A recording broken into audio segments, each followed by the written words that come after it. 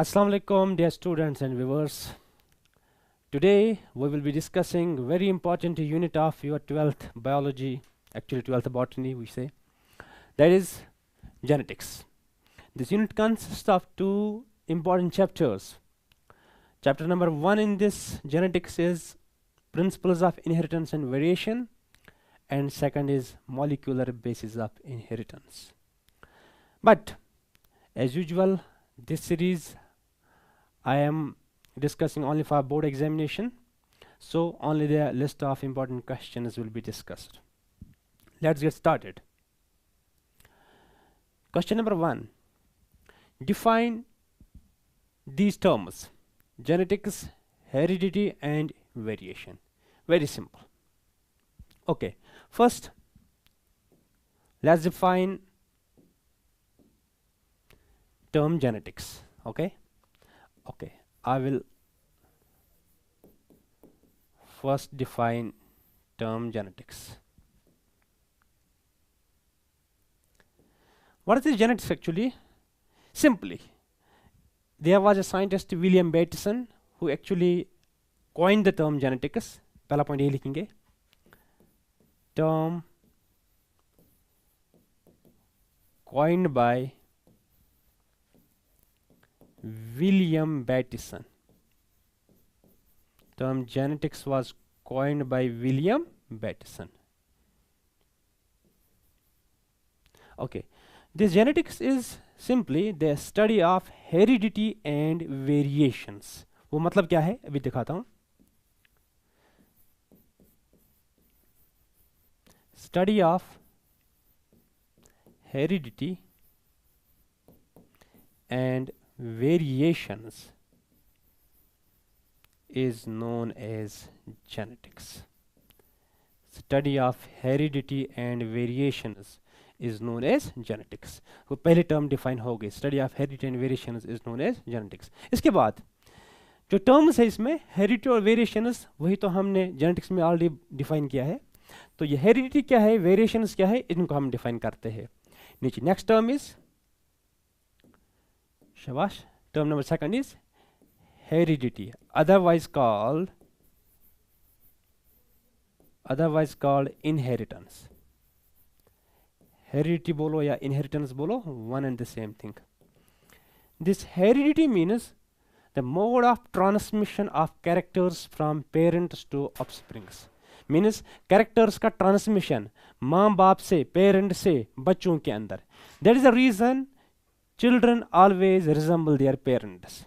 You see, elephant always gives birth to elephant babies. A mango seed always produces mango plant. An apple seed will always give rise to apple tree.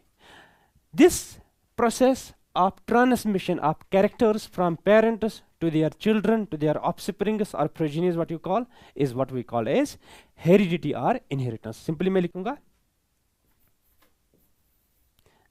the mode of transmission or transfer, the mode of transmission of characters,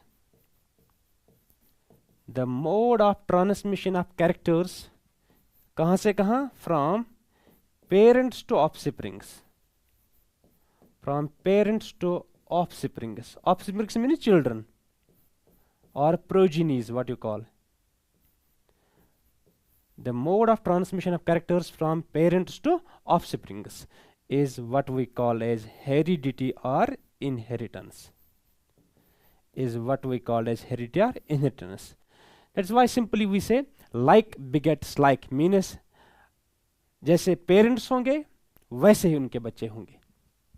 That is like begets like. इसका मतलब क्या हो गया, like begets like, माँ बाप जैसे ही बच्चे होते. Like begets like, children are like their parents. This is what we call as heredity. शाबाश. Next term is variation.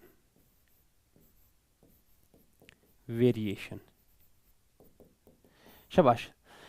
Variation का मतलब हो गया सिंपली, अगर आप इंग्लिश में देखेंगे term variation means differences. Variation means individual differences, लेकिन डिफरेंसेस किन के बीच? Differences between the children, progenies and their parents. अब देखो, माँ बाप ने ट्रांसफर किए कैरेक्टर्स अपने बच्चों के अंदर, इसलिए बच्चे मिलते हैं अपने माँ बाप के साथ ही, जिसको हमने बोला लाइक बिगेट्स लाइक, जैसे पेरेंट्स वैसे बच्चे। लेकिन फिर भी दुनिया के अंदर आप देखो, कोई बच्चा 100% आइडेंटिकल नहीं होता है पेरेंट जैसा।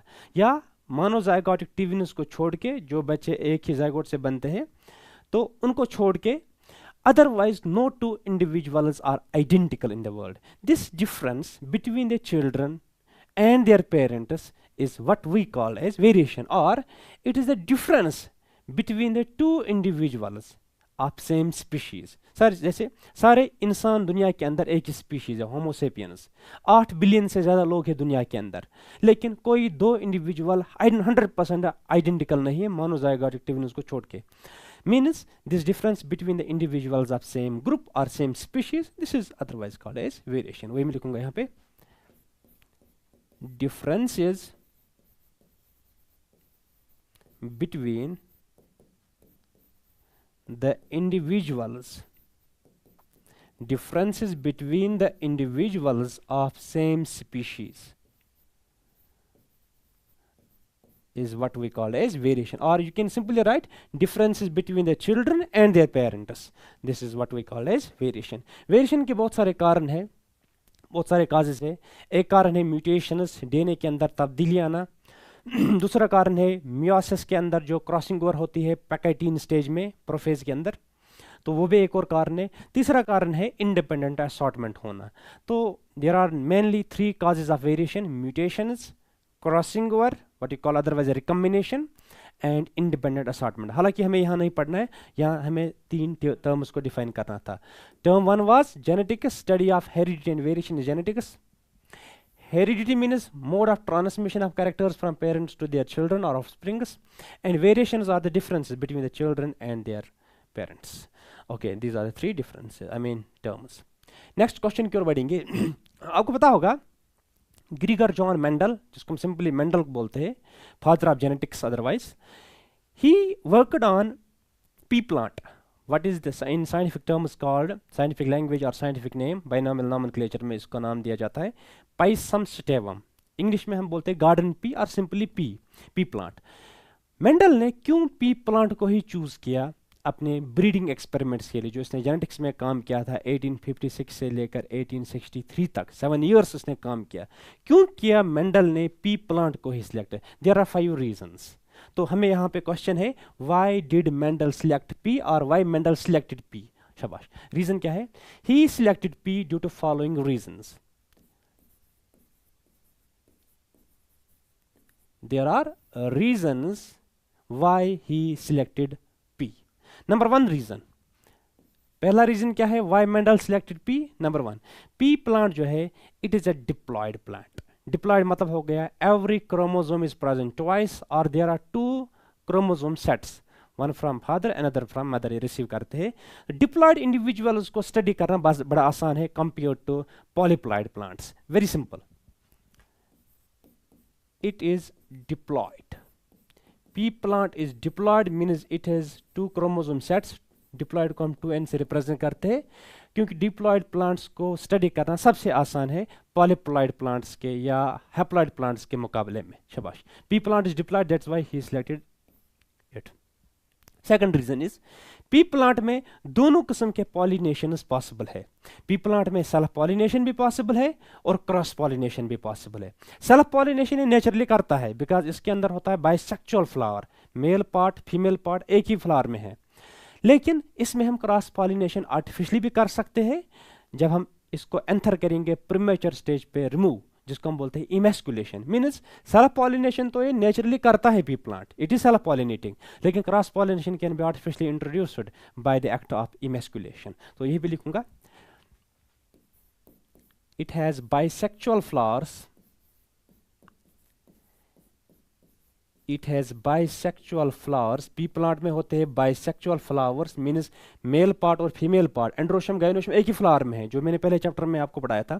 It has bisexual flowers and undergoes, करेगा खुद ब खुद बाइसेक्सुअल फ्लावर्स में naturally क्या possible है, autogamy, a type of self pollination, and undergoes self pollination, and undergoes self pollination. Self pollination naturally इसमें हो जाएगी, लेकिन बट क्रॉस पॉलिनेशन जिसको हम बोलते हैं एलोगेमी और जीनोगेमी और outbreeding, but cross pollination can be artificially performed, but cross pollination can be artificially performed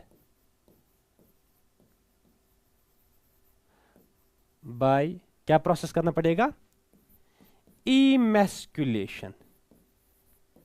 emasculation मतलब ये सुनो, ये टर्म ये मतलब क्या है, e means without, masculine, masculine means male, you know masculine feminine English में आप पढ़ते हो, मेल एंड फीमेल, masculine को मेल, ई मतलब को विदाउट, विदाउट मेल मीन्स आपको मेल पार्ट कट करना पड़ेगा। एक मिनट में समझाता हूँ ये क्या है।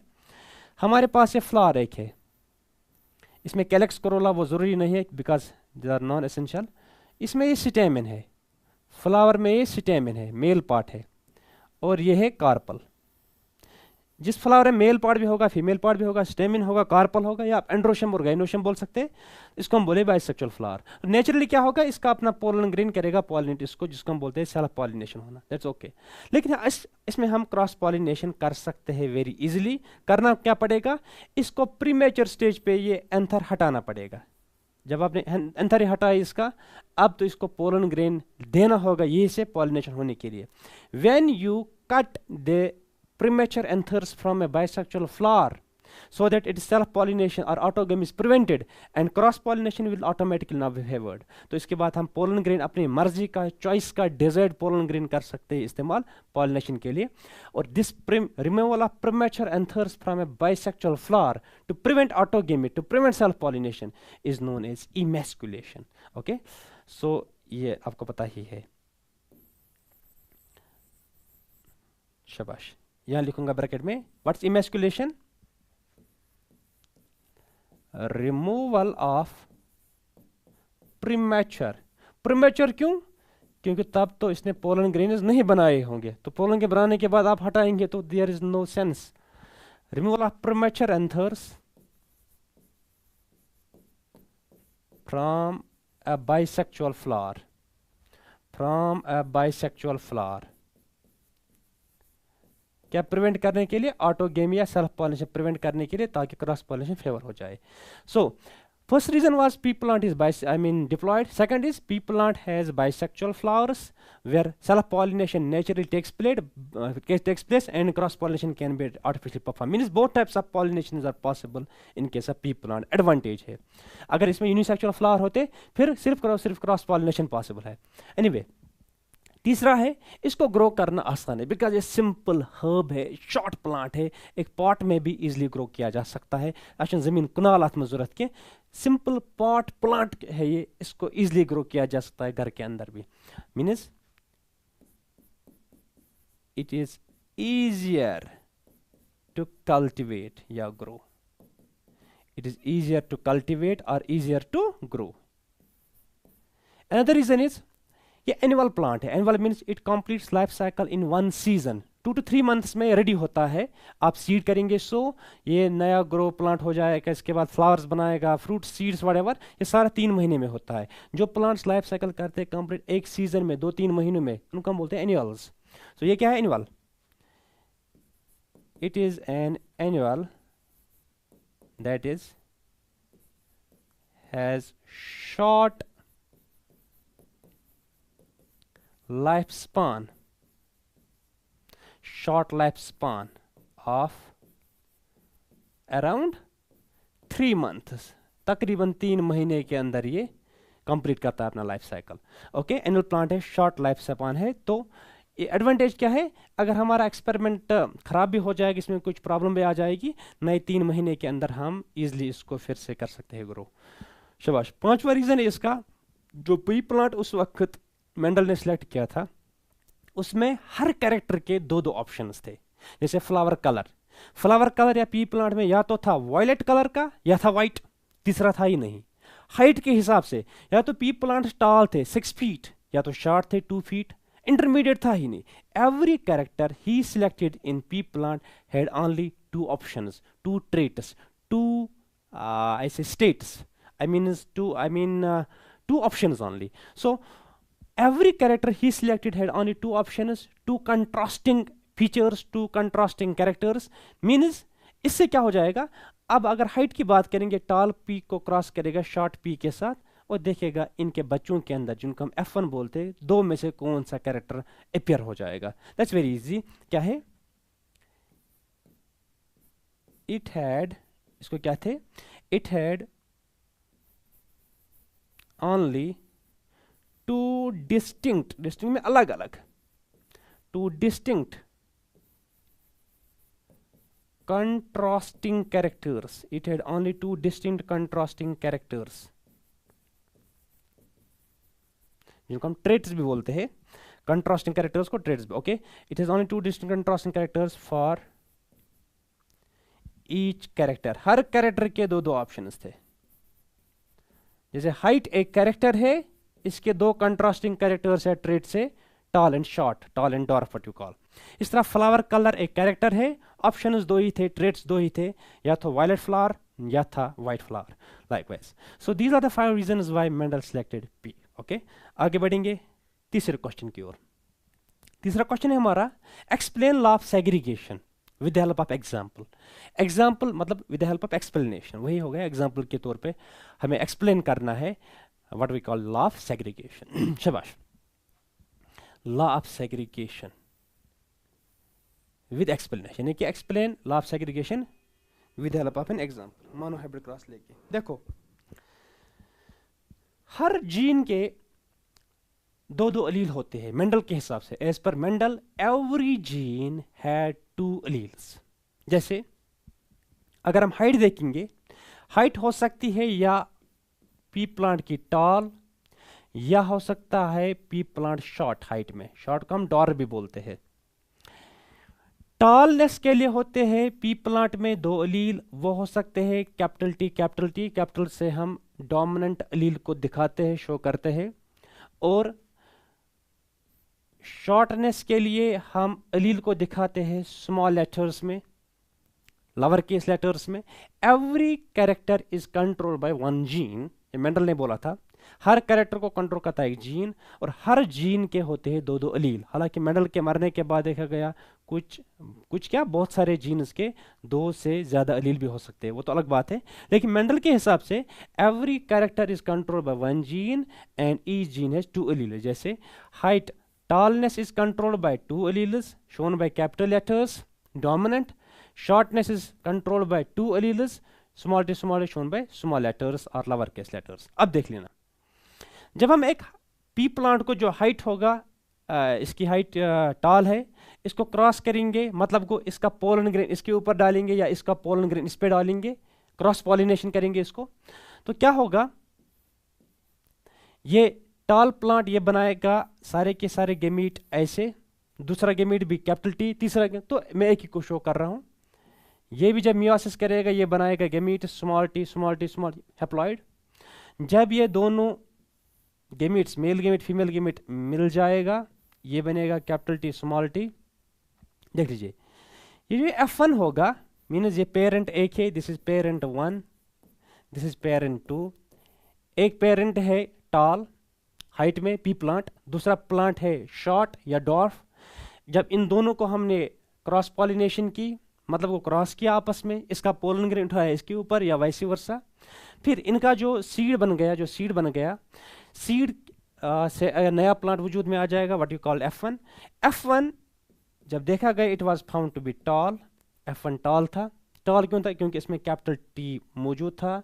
डोमिनेंट हो गया वो जो एक्सप्रेस हो जाएगा हर सूरत के अंदर, whether there are homozygous condition और हेटेरोजाइगस. एनीवे, तो इस F1 के अंदर कितने अलील है? अब 2.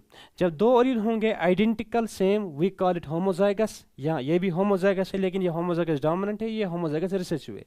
2 अलील है 2 डिफरेंट किस्म के, वी कॉल इट हेटेरोजाइगस. जब ये हेटेरोजाइगस इंडिविजुअल गेमीट बनाता है, ये बनाएगा 2 किस्म के गेमीट, 2 टाइप्स ऑफ गेमीट्स. एक किस्म का गेमीट बनाएगा ये, उसमें होगा कैपिटल टी. दूसरा किस्म का गेमिट जो है उसमें होगा स्मॉल टी, मतलब को टॉलनेस का अलील एक गेमिट में, शॉर्टनेस का अलील दूसरे गेमिट में। सो इस इंडिविजुअल ने, इस F1 ने, इस हेट्रोजाइगस इंडिविजुअल ने बनाए दो किस्म के गेमिट, मतलब इसने गेमिट्स खुद ही हेट्रोजाइगस है। इसने गेमिट जब बनाए, दो अलील्स चले गए दो अलग अलग गेमिट्स के अंदर। अलग अलग होना, सेपरेट होना एक दूसरे से, इसको हम बोलते हैं सेग्रीगेशन। नाम क्या नाम देते हैं? Segregation means separation, means two alleles during gamete formation or meiosis, they separate from each other in such a way that one allele goes to one gamete and another allele goes to different gamete. Means how can you define law of segregation?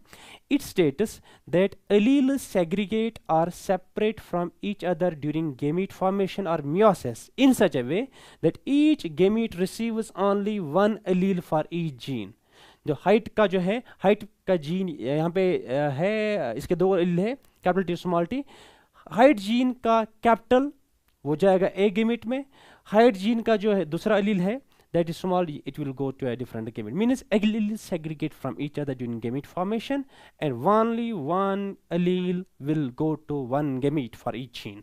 तो मैं लिखूंगा इसको यहाँ पे, law of segregation को explain करके मैं यहाँ लिखूंगा। लॉ ऑफ सेग्रीगेशन में चलो कहाँ लिखेंगे, तो इसको मैं रब करता हूं, बाद में समझाऊंगा आपको मैं डिटेल में।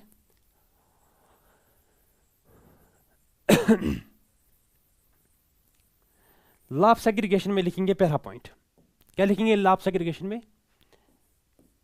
It states, law of segregation states, it states alleles, gene के जो अल्टरनेटिव फॉर्म्स होते हैं, alternative forms of gene are called alleles. It states alleles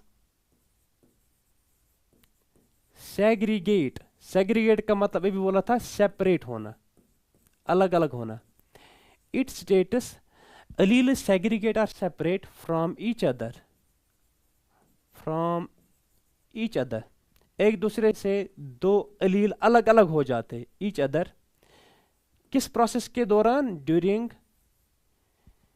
gamete formation, gamete बनाने के दौरान, गेमीट फॉर्मेशन, गेमीट बनते हैं किस प्रोसेस में? मियोसिस में। शाबाश। ड्यूरिंग गेमीट फॉर्मेशन और during meiosis, allele segregate or separate from each other during meiosis और ड्यूरिंग गेमीट फॉर्मेशन। किस हिसाब से? इन सच ए वे, इस हिसाब से सेपरेट होते हैं आपस में, in such a way that each gamete receives, एक गेमीट को मिलता है एक जीन का एक ही allele, in such a way that each gamete receives only one allele for each gene. इसका मतलब हो गया गेमीट के अंदर दो अलील हो ही नहीं सकते हैं, मतलब को गेमीट कभी हेटेरोजाइगस हो नहीं सकता है, that is gametes can never be heterozygous. या हम लिखूंगा gametes are always pure, pure मतलब को there is only single allele for each gene, that's gametes are always pure. Oblique gametes are never heterozygous, never heterozygous मतलब को दो different alleles possible in heterozygous. Gametes are always pure और they are never heterozygous. शाबाश, ये हो गया law of segregation. और ये वाला लॉ जो है मेंडल का, मेंडल ने बहुत सारे लॉ दिए, लॉ ऑफ डोमिनेंस दिया इसने, लॉ ऑफ सेग्रीगेशन दिया, लॉ ऑफ इंडिपेंडेंट असॉर्टमेंट दिया, लेकिन ये वाला लॉ वो है जिसमें कोई गड़बड़ नहीं है दुनिया के अंदर आज भी, except that non disjunction abnormal feature. Otherwise this law is applicable to all living organisms which reproduce sexually, means which undergo process of meiosis.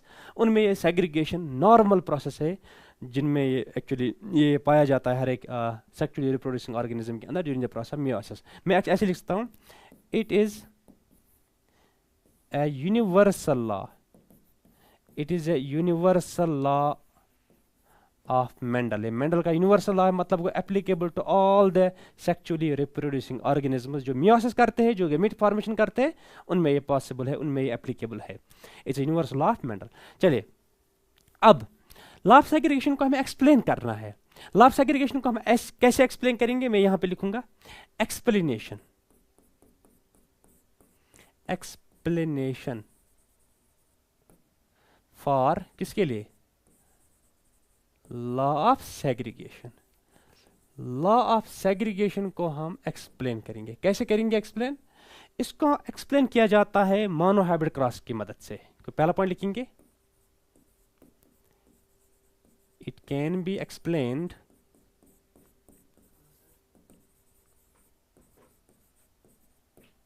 with the help of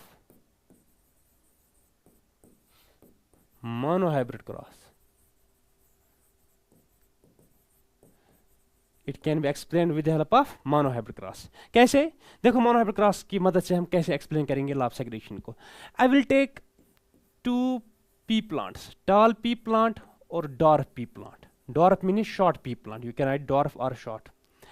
देखो इसमें नेचुरली क्या होगा, सेल्फ पॉलिनेशन, लेकिन हमें यहाँ पे cross pollination करनी पड़ेगी। हमें एक प्लांट का पोलन ग्रेन इस्तेमाल करना पड़ेगा, दूसरे का इस्तेमाल करना पड़ेगा फीमेल पार्ट। चलिए एग्जांपल के तौर पे यहाँ पे मैं टॉल प्लांट को एज फीमेल इस्तेमाल कर रहा हूँ, मतलब इसको मैं इमेस्कुलेशन करूँगा, इसका मेल पार्ट में हटाऊंगा इमेस्कुलेशन की मदद से।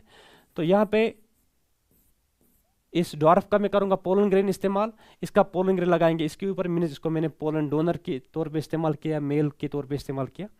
Every character is control by one gene having to alleles. Tallness is control by one gene having to alleles. इनको मैं कैपिटल में क्यों लिख रहा हूं, क्योंकि टॉल डोमिनेंट है, ये अपेयर होता है बच्चे के अंदर।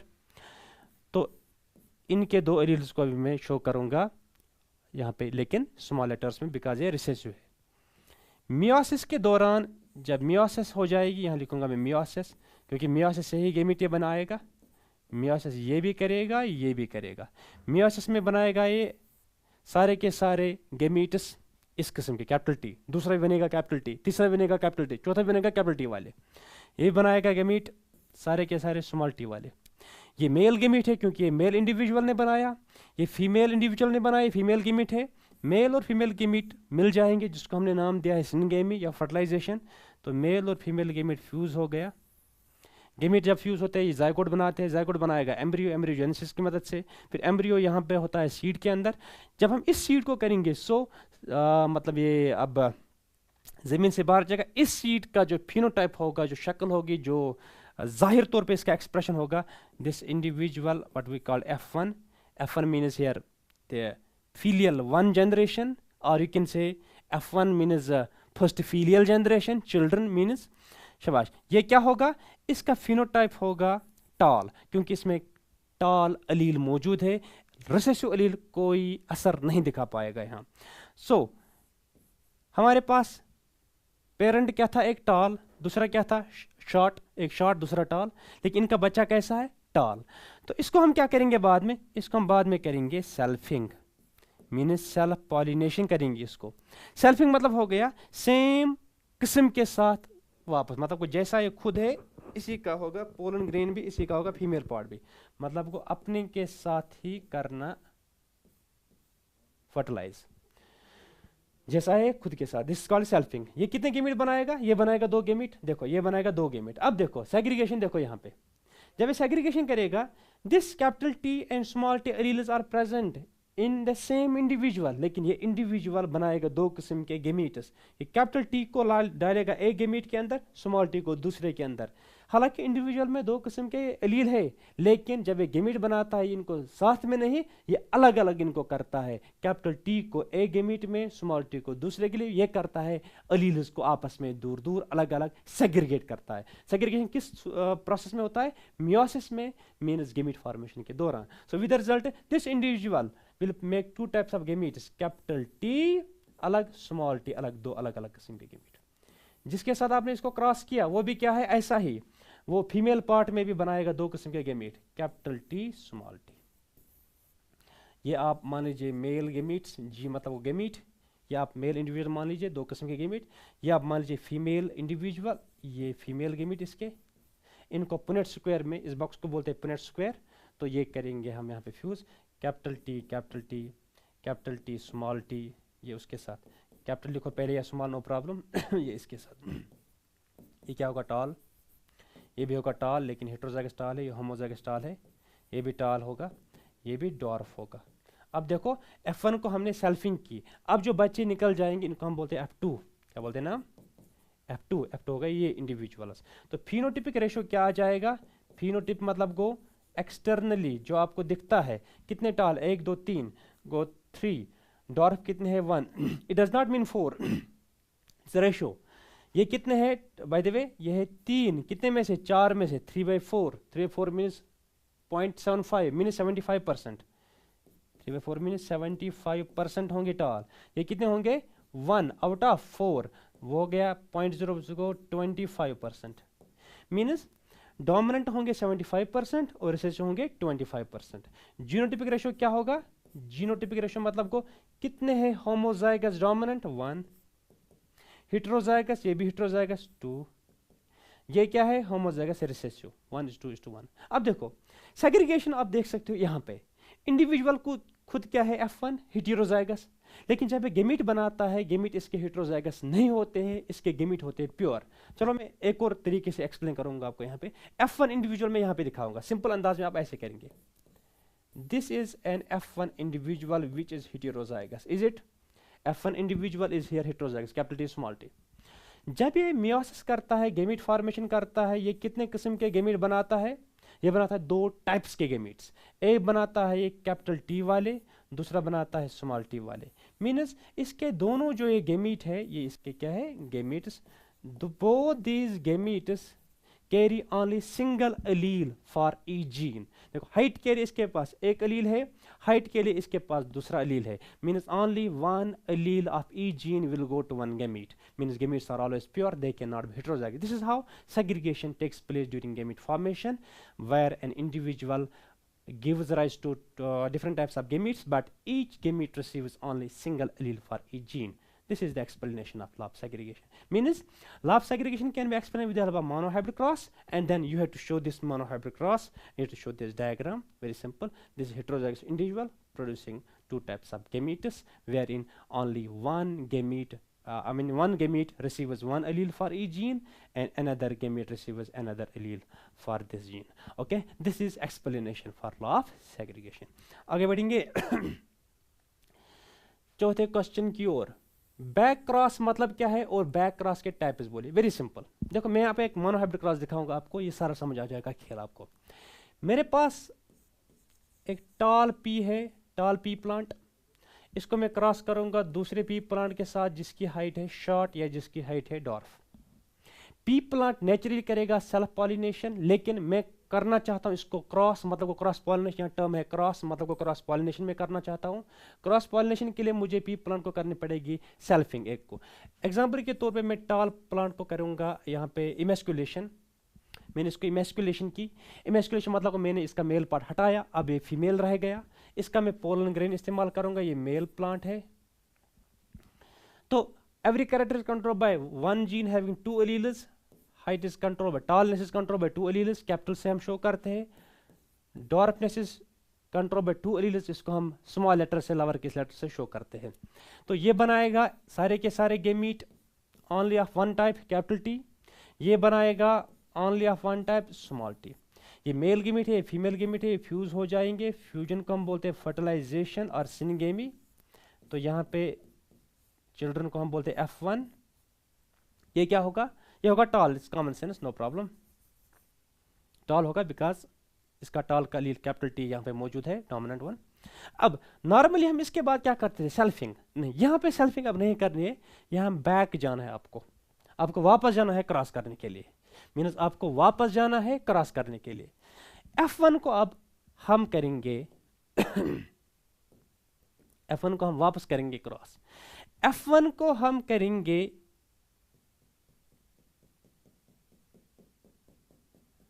क्रॉस इसके साथ, मतलब को F1 का पोलन ग्रेन इसके ऊपर डालेंगे अगर ये फीमेल है यहाँ पे, या F1 का पोलन ग्रेन डालेंगे इसके ऊपर, या वैसे वर्षा उसका डालेंगे इसके ऊपर। Crossing of F1 with any of the 2 parents, 2 parents में से किसी के साथ क्रॉस करो F1 को किसी भी पेरेंट के साथ, 2 पेरेंट्स में किसी के साथ क्रॉस करो। This is what we called as back cross. लेकिन जब हम F1 को करेंगे होमोजाइगस डोमिनेंट के साथ क्रॉस, इसको हम बोलते हैं आउट क्रॉस। क्या बोलते हैं? Out cross. Crossing of F1 with homozygous dominant parent is called out cross, and crossing of F1 with homozygous recessive parent, it's called test cross. It's called test cross. यहाँ लिखूंगा, एक minute में लिखूंगा। यहाँ पे बैक क्रॉस यहाँ पे लिखा हमने, यहाँ पे लिखूंगा मैं सारा ये। What do you mean by back cross? Back cross means crossing of F1 with any of the two parents. Yes? यहाँ लिखूंगा मैं, crossing of F1 means child, progeny. Crossing of F1 with any of the two parents, either of the parents, with any of two parents. दो में से किसी के साथ भी क्रॉस करना, with any of two parents is what we call as back cross. Back cross के कितने टाइप्स है? दो टाइप्स वहां लिखा है, टाइप्स हम एक्सप्लेन कर रहे हैं। टाइप्स में दो टाइप्स है। पहला क्या है इसका? बैक क्रॉस का पहला टाइप है आउट क्रॉस। आउट क्रॉस पहला है आउट क्रॉस। आउट क्रॉस में हम F1 करते हैं किसके साथ क्रॉस? यहाँ पे हाइट, जिसको हाइट हमने ली है, हम फ्लावर कलर हम कोई कैरेक्टर ले सकते हैं, लेकिन होमोजाइगस डोमिनेंट होना चाहिए। तो आउट क्रॉस में क्या लिखेंगे? क्रॉसिंग ऑफ F1 विद किसके साथ? homozygous dominant with homozygous dominant parent। Example के तौर पे यहां पे F1 क्या है bye the way? Capital T small T, capital T small T. इसको किसके साथ क्रॉस किया? होमोजाइगस डोमिनेंट के साथ, कैपिटल टी के साथ। This is what we call as out cross. This out cross here. दूसरा क्या है? Test cross. दूसरा टेस्ट क्रॉस। टेस्ट क्रॉस में जब F1 को क्रॉस करेंगे होमोजाइगस रिसेसिव के साथ, यहां लिखूंगा वही, crossing of F1 with homozygous recessive parent is what we call as test cross. Example क्या है? यहाँ पे F1 क्या है? Capital T small T means heterozygous.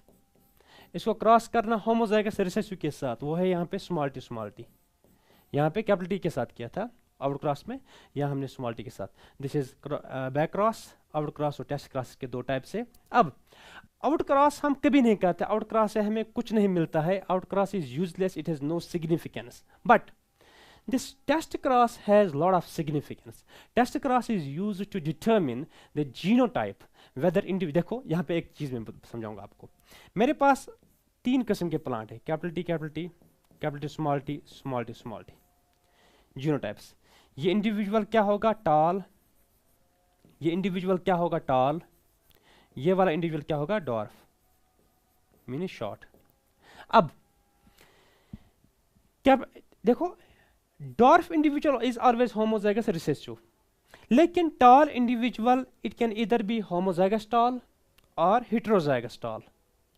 लेकिन कौन सा इंडिविजुअल होगा ये वाला टॉल, कौन सा होगा ऐसा, इसी चीज के लिए to determine the genotype of an individual, a dominant individual, whether it is of homozygous dominant nature or heterozygous nature, we use the technique called as test cross.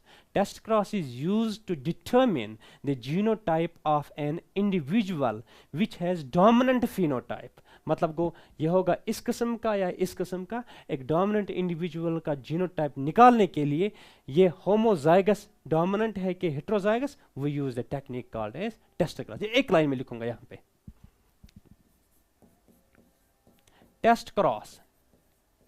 आप लिख सकते हो बैक क्रॉस, लेकिन हम क्योंकि बैक क्रॉस में out cross भी लेते हैं और test cross back cross is, I mean out cross is never perform, it is no significance. Test cross is performed किस चीज के लिए? To determine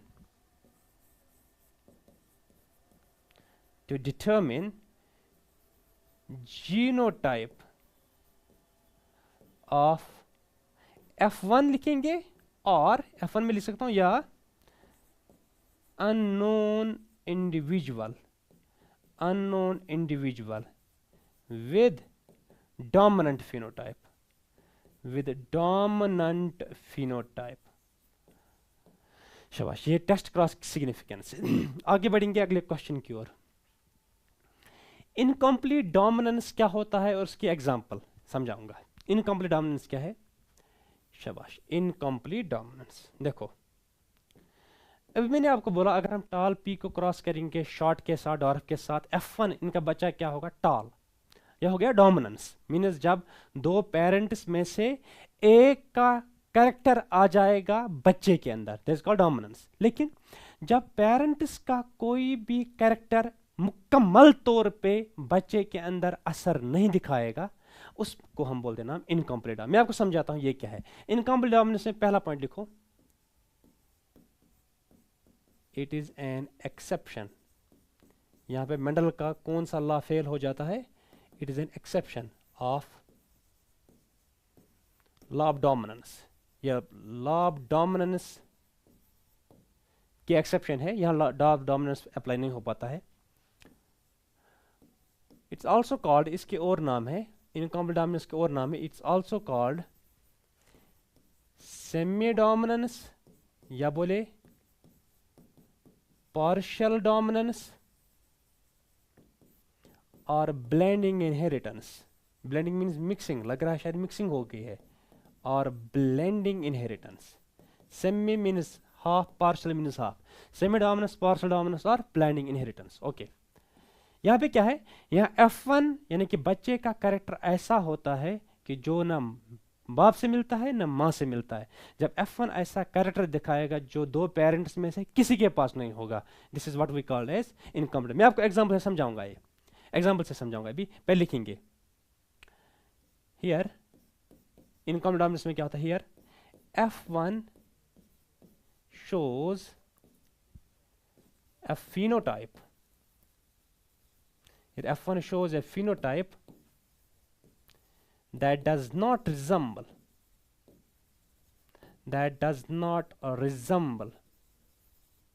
to any parent। तो पेरेंट्स में से किसी के साथ नहीं मिलता है, that does not resemble to any parent। When F1 shows a phenotype which does not resemble to any parent is called incomplete dominance। okay, example से आपको समझाता हूं, देख लीजिए। एग्जाम्पल है फ्लावर कलर ऑफ मिराबिलिस, पूरा नाम है इसका मिराबिलिस जलापा, जिसको हम इंग्लिश में नाम देते हैं 4 o'clock प्लांट। और क्या है? फ्लावर कलर ऑफ एंटियराइनम,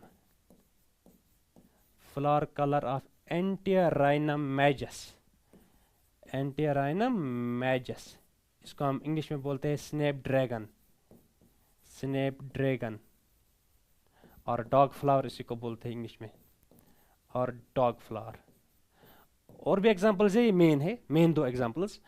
बड़ा सिंपल है, सीधा साधा है। मैं आपको यहीं से ये करूंगा क्लियर कैसे इनकम्प्लीट डोमिनेंस दिखाता है ये। देखो, मैं करूंगा एक्सप्लेन एक एग्जांपल। चलो ठीक है, इसमें से इन दो सेम है, सेम पैटर्न दोनों के अंदर पाया जाता है। देखो, in case of this plant, mirabilis हो ये प्लांट हो, दो में से आप कोई भी एग्जांपल ले सकते हो, दोनों के लिए सेम प्रोसीजर है। प्लांट हैज रेड फ्लावर्स, मैं लिखूंगा यहां पे red flowered P, I mean not P, mirabilis plant और Snapdragon is crossed with another plant which has white flowers, white flowers वाला। बिल्कुल पी प्लांट की तरह ये बाइसेक्चुअल है, इसलिए हमें एक मेल बनाना पड़ेगा, दूसरा female. Every character is control by one gene having 2 alleles. यहाँ पे इसके लिए 2 एलील है, कैपिटल से हम शो करते हैं, डोमिनेंट है। ये स्मॉल से शो करेंगे। ये बनाएगा एक ही किस्म का गेमेट, जैसे कैपिटल आर। ये बनाएगा एक ही किस्म का गेमेट, स्मॉल आर वाले। इन दो गेमेट्स को आप फ्यूज करो, यहाँ पे capital R small R, capital R small R. ये क्या है? F1, शाबाश, F1 है। बोलो F1 मेंडल के हिसाब से क्या होना चाहिए? It should be red, but it was found to be pink flavored. देखो अब पेरेंट में क्या था कैरेक्टर? रेड। इस पेरेंट में क्या है? वाइट। बच्चे के अंदर क्या है? न वाइट न रेड, मीन्स बच्चे ने वो कैरेक्टर दिखाया जो माँ बाप में किसी के पास नहीं था। When F1 shows a phenotype, a character which does not resemble to any parent, this is called incomplete dominance. वही मैंने लिखा है यहाँ पे। Here F1 shows a phenotype means a character that does not resemble to any parent, जो that does not resemble to any parent यहाँ पे लिखेंगे, that does not resemble to any parent, या that does not resemble to parents. This is what we call incomplete dominance. तो इसके बाद अगर हम इसको आगे ले जाएंगे, इस क्रॉस को, इसको करेंगे सेल्फिंग यहाँ पे, मतलब को इसी जैसे के साथ क्रॉस करना। ये बनाएगा दो किस्म के गेमीट। यस, क्या क्या? कैपिटल आर और small R, is very simple. और ये खुद ही के साथ क्रॉस करना है, वो भी ऐसा ही है, कैपिटल आर स्मॉल आर, ये बनाएगा गेमीट। इसको क्रॉस करेंगे आप, capital R capital R capital R small R capital R small R, ये उसके साथ स्मॉल आर, ये मान लीजिए आप मेल गेमिट इस side female gamete, that's very easy. तो आप देखेंगे ये क्या होगा, शाबाश, ये होगा रेड, यस ये होगा रेड, ये वाला रेड है ना, कैपिटल आर। ये क्या होगा? Capital R small R, red नहीं होगा, कैपिटल आर स्मॉल आर होगा पिंक। यस, मैं लिखना सीधे पी यहाँ पे पिंक, ये भी होगा पी मीन्स पिंक। ये होगा वाइट, स्मॉल आर वाइट होगा, तो ये F2 है यहाँ। तो फिनोटिपिक रेशो यहाँ पे क्या आ जाएगा? एक रेड है, दो पिंक है, एक वाइट है। जीनोटिपिक रेशो भी सेम आ जाएगा। कैपिटल आर एक है, कैपिटल आर दो है, स्मॉल आर एक है। मीन्स जो मोनोहाइब्रिड क्रॉस मेंडल का था उसमें 3:1 आता था फिनोटिपिक रेशो, लेकिन यहाँ पे 1:1, because here F1 has different phenotype than either of the parents. Okay, means incomplete dominance में लॉ ऑफ डोमिनेंस मेंडल का फेल हो रहा है। इसमें F1 ऐसा फिनोटाइप शो करता है जो दो पेरेंट्स में से किसी के पास नहीं होता है। This is all about incomplete dominance. इसकी एग्जांपल मैंने यहाँ पे शो की। आगे बढ़ेंगे। पीलियोट्रॉपी का ब्रीफ आइडिया देना है। पीलियोट्रॉपी का मतलब क्या है? वेरी सिंपल, पीलियोट्रॉपी का ब्रीफ आइडिया, सिंपल ये टर्म है। पीलियोट्रॉपी मीन्स, देखो मेंडल ने एक पोस्टुलेट बोला था, एक स्टेटमेंट बोला था, every character is controlled by one gene having two alleles, Mendel ने बोला था। और एक और बोला था, every character is controlled by one gene controls one character, ये मेंडल ने बोला था। क्या बोला था? मैं सीधे ऐसे लिखूंगा, एज पर मेंडल, या आप बोलेंगे according to Mendel, every character is controlled by one gene, ये मेंडल ने बोला था। Every character is controlled by one gene, फिर एक जीन के दो ही एलील होते हैं, मेंडल ने बोला था। लेकिन मेंडल के मरने के बाद देखा गया कि एक जीन एक से ज्यादा कैरेक्टर्स को कंट्रोल कर सकता है। This phenomenon wherein one gene controls many characters, more than one characteristics, is what we call as pleiotropy. तो यहाँ पे मेंडल का वो रूल जो था, जिसको हम बोलते हैं यूनिट कैरेक्टर, वो फेल होता है यहाँ पे। शाबाश। क्या लिखेंगे यहाँ पे? Process in which one gene controls, process in which one gene controls many या multiple, more than one, process in which one gene controls many or multiple characters or phenotypes is known as pleiotropy। और उस gene को हम बोलते हैं नाम, and gene is called, उस gene का हम नाम देते हैं pleiotropic gene, and gene is called pleiotropic gene. उस जीन को हम बोलते हैं पीलियोट्रॉपिक जीन। इसके दो एग्जांपल्स आप याद रखो डायरेक्ट। एक एग्जांपल है phenyl ketonuria,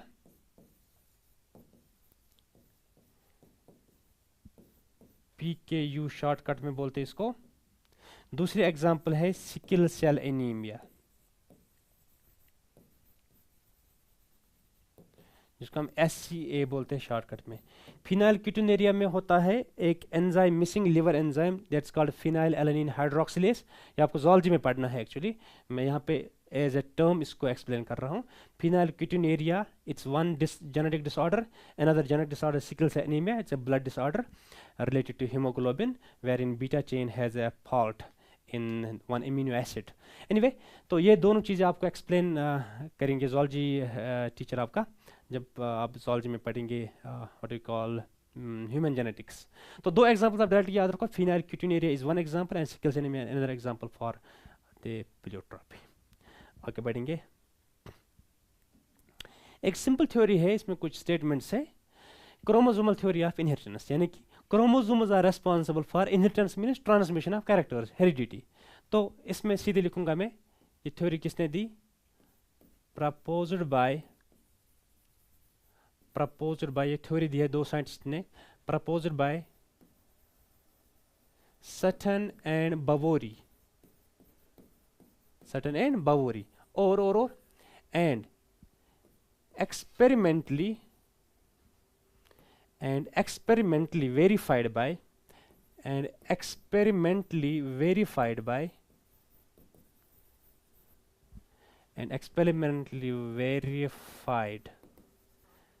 by T.H. Morgan, Thomas Hunt Morgan scientist का नाम है, and experimentally verified by T.H. Morgan.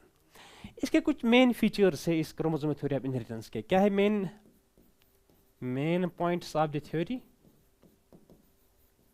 Main points क्या इस थ्योरी के? पहला पॉइंट है कि देखो, पेरेंट्स है, माँ बाप, और इनके चिल्ड्रन है। पेरेंट्स और चिल्ड्रन के बीच जो लिंक पैदा करता है वो है गैमीट, क्योंकि गैमीट से ही बनता है जायगोट से एम्ब्रियो, और इसी से अगली जनरेशन वजूद में आती है। तो कौन सा चीज पैदा करता है लिंक दो जनरेशन के बीच? It is the gamete. इन्होंने यही बोला। क्या बोला पहला पॉइंट इनका? Gametes act as bridge means link. Gametes act as bridge between successive generations. Successive means one after another. Gametes act as bridge between successive generations. और मुझे बोलो, दो पेरेंट्स में से अगर इंसानों की बात करेंगे, एक पेरेंट देता है बच्चे को 23 क्रोमोसोम्स मींस वन सेट, और दूसरा पेरेंट भी देता है 23 chromosomes means another set, means दोनों का कंट्रीब्यूशन इक्वल है। हाँ, both parents contribute equally. Both parents contribute equally to the offspring, means to their children. Children के लिए दोनों का कंट्रीब्यूशन इक्वल होता है। हाफ क्रोमोसोम देते हैं, मतलब वन सेट देता है फादर, वन सेट देता है मदर। और फादर के मेल गेमिट का कौन सा पार्ट एक्चुअली फ्यूज होता है फीमेल गेमिट के साथ? Yes, nucleus, only nucleus. हालांकि दो सेंट्रियोल भी होते हैं ह्यूमंस में, लेकिन मेनली न्यूक्लियस। मींस ये 23 क्रोमोसोम्स किस में है? हेरिडिटी इंफॉर्मेशन किस में है? न्यूक्लियस में। Only nucleus of male gamete, only nucleus of male gamete fuses with egg. इसका मतलब क्या है? दैट इज हेरिडिटी इंफॉर्मेशन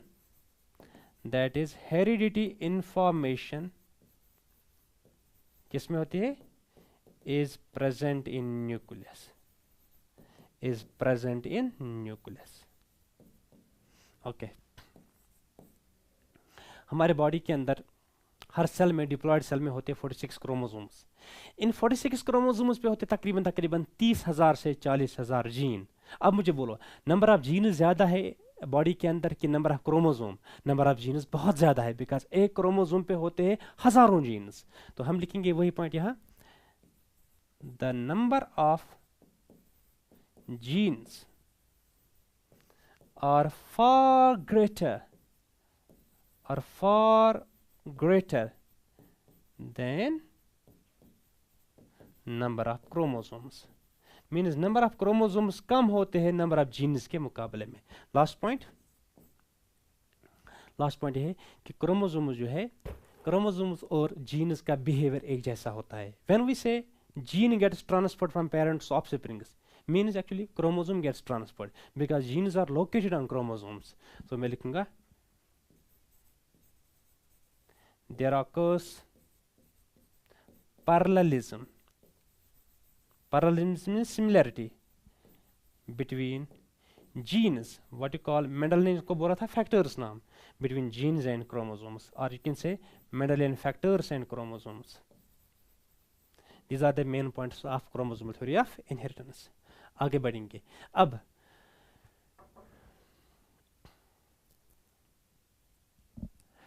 शाबाश, अब अगले क्वेश्चन की ओर बढ़ेंगे। अगला क्वेश्चन है हमारा difference between nucleoside and nucleotide. देखिए बड़ा सिंपल है।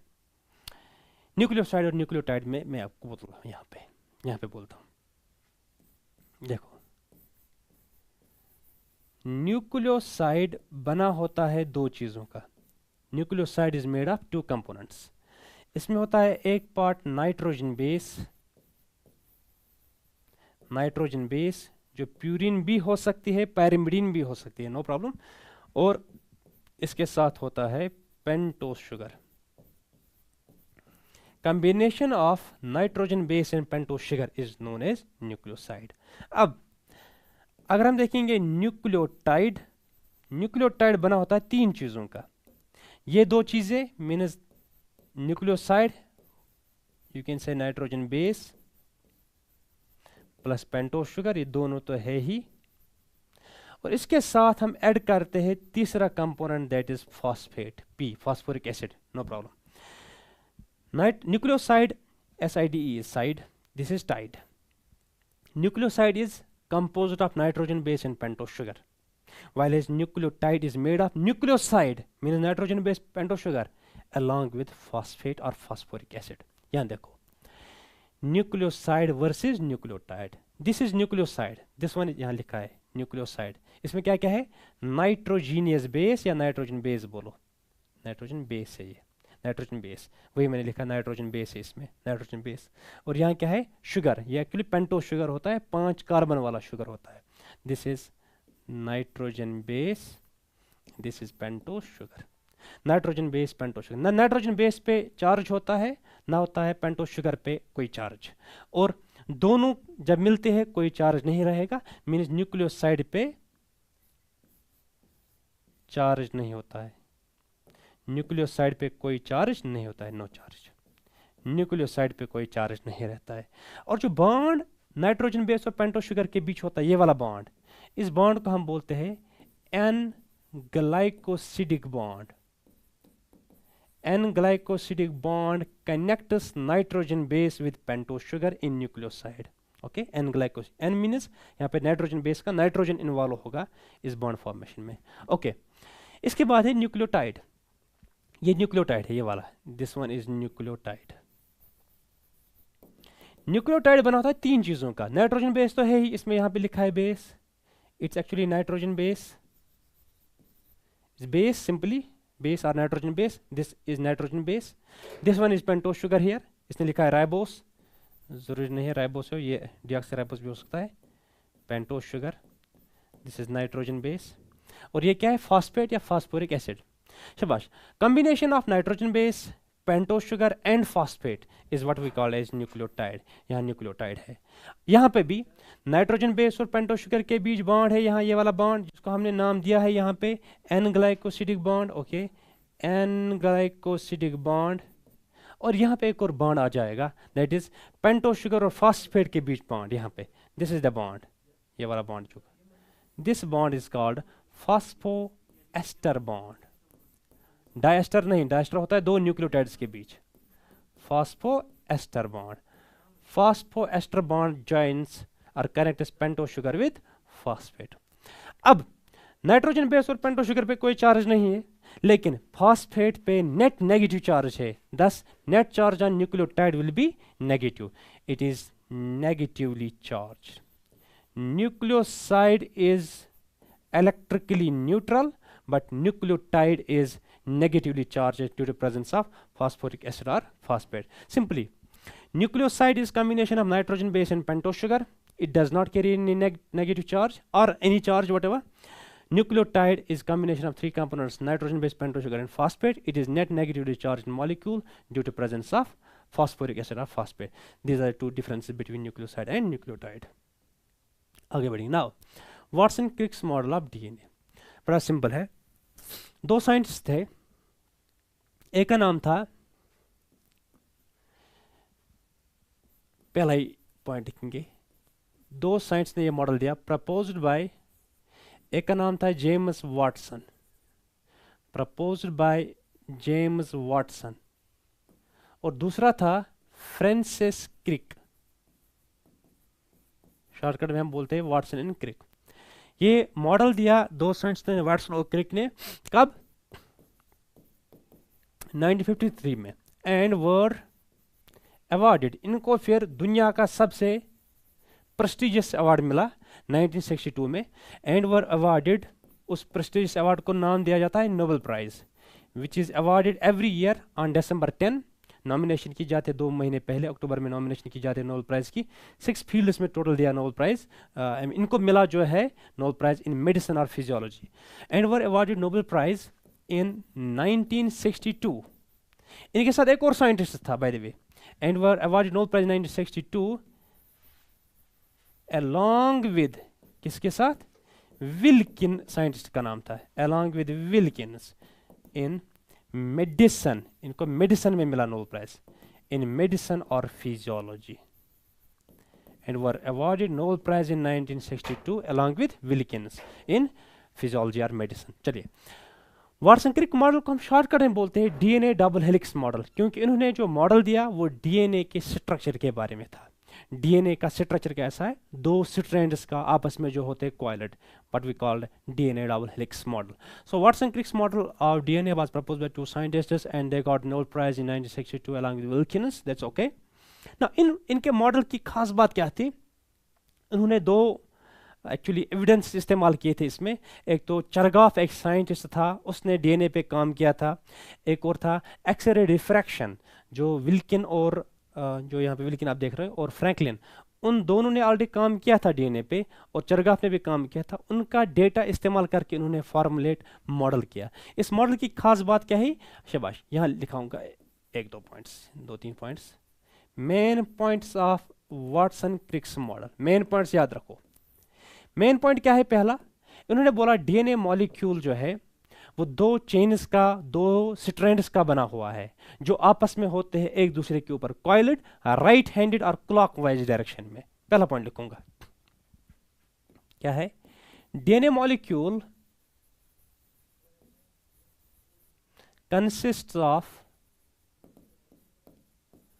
टू चेन्स, या मैं लिखूंगा टू स्ट्रैंड्स, जो एक दूसरे के ऊपर है, wound in right-handed, wound in right-handed fashion. मतलब हो गया right handed means clockwise direction में एक दूसरे के ऊपर करते ना, what we call as folding, what we call as twisting या coiling, what we call here. One strand is this, another strand is there, which is actually winding in right-handed fashion. This one. और diameter है DNA molecule का, means यहां से लेकर यहां तक जो दूरी है ये है 20 एंगस्ट्रॉम्स की, जिसको हम बोल सकते हैं 2 नैनोमीटर भी. ये डायमीटर है डीएनए मॉलिक्यूल का. शाबाश, हम लिखेंगे डायमीटर ऑफ डीएनए मॉलिक्यूल. दूसरा पॉइंट इनका is 20 angstroms, otherwise 2 nanometers. Diameter of DNA molecule is 20 angstroms और 2 नैनोमीटर. हो गया दूसरा पॉइंट. इनका तीसरा पॉइंट था कि डीएनए मॉलिक्यूल के अंदर दो स्ट्रैंड्स होते हैं एक दूसरे के ऑपोजिट.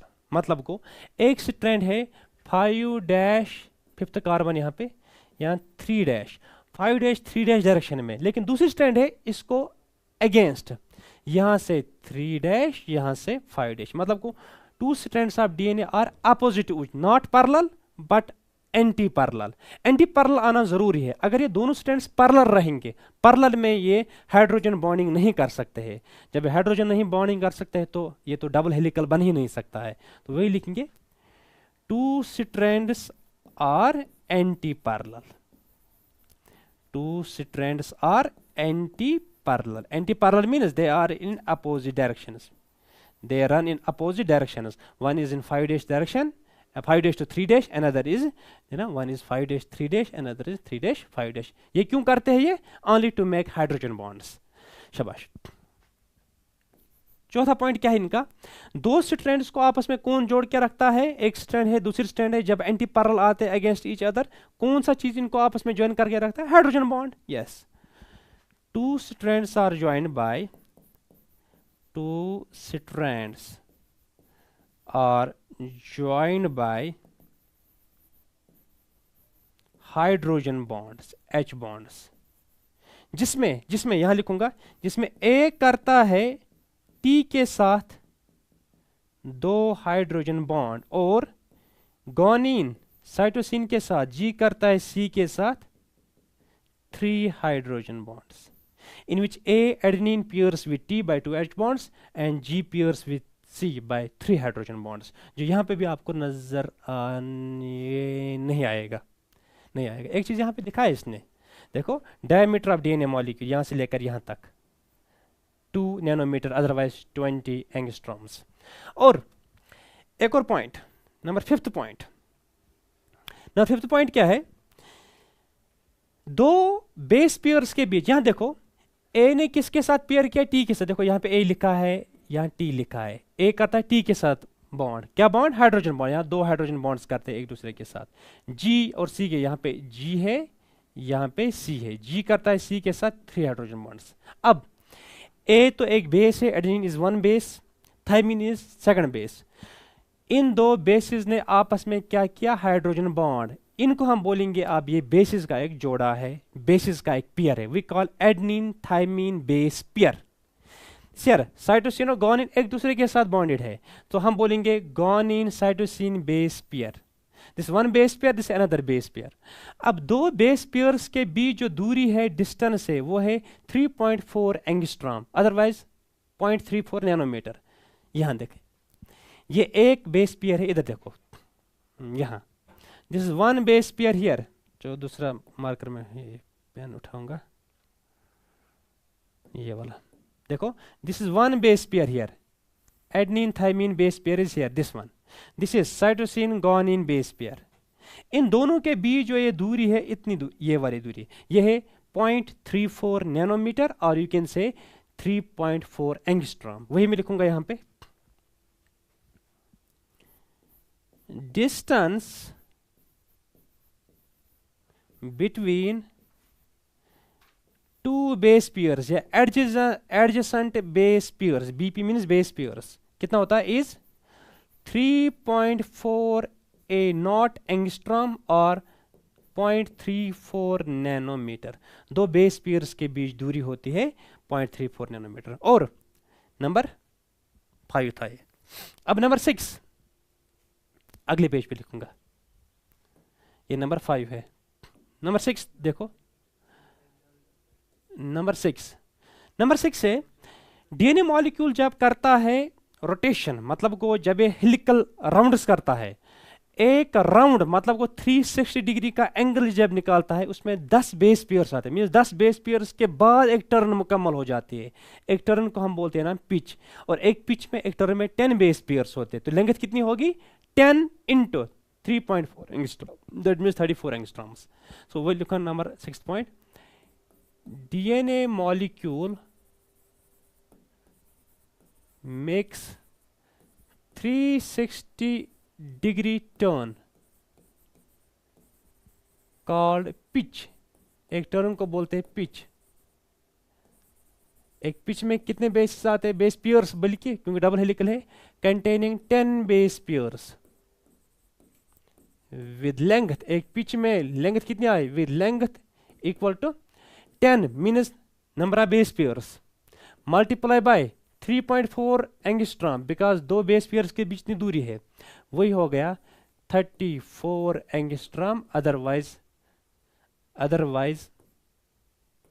34 एंगस्ट्रॉम, अदरवाइज 3.4 नैनोमीटर दूरी होगी एक पिच, आई मीन डिस्टेंस होगी, एक लेंथ होगी एक पिच की।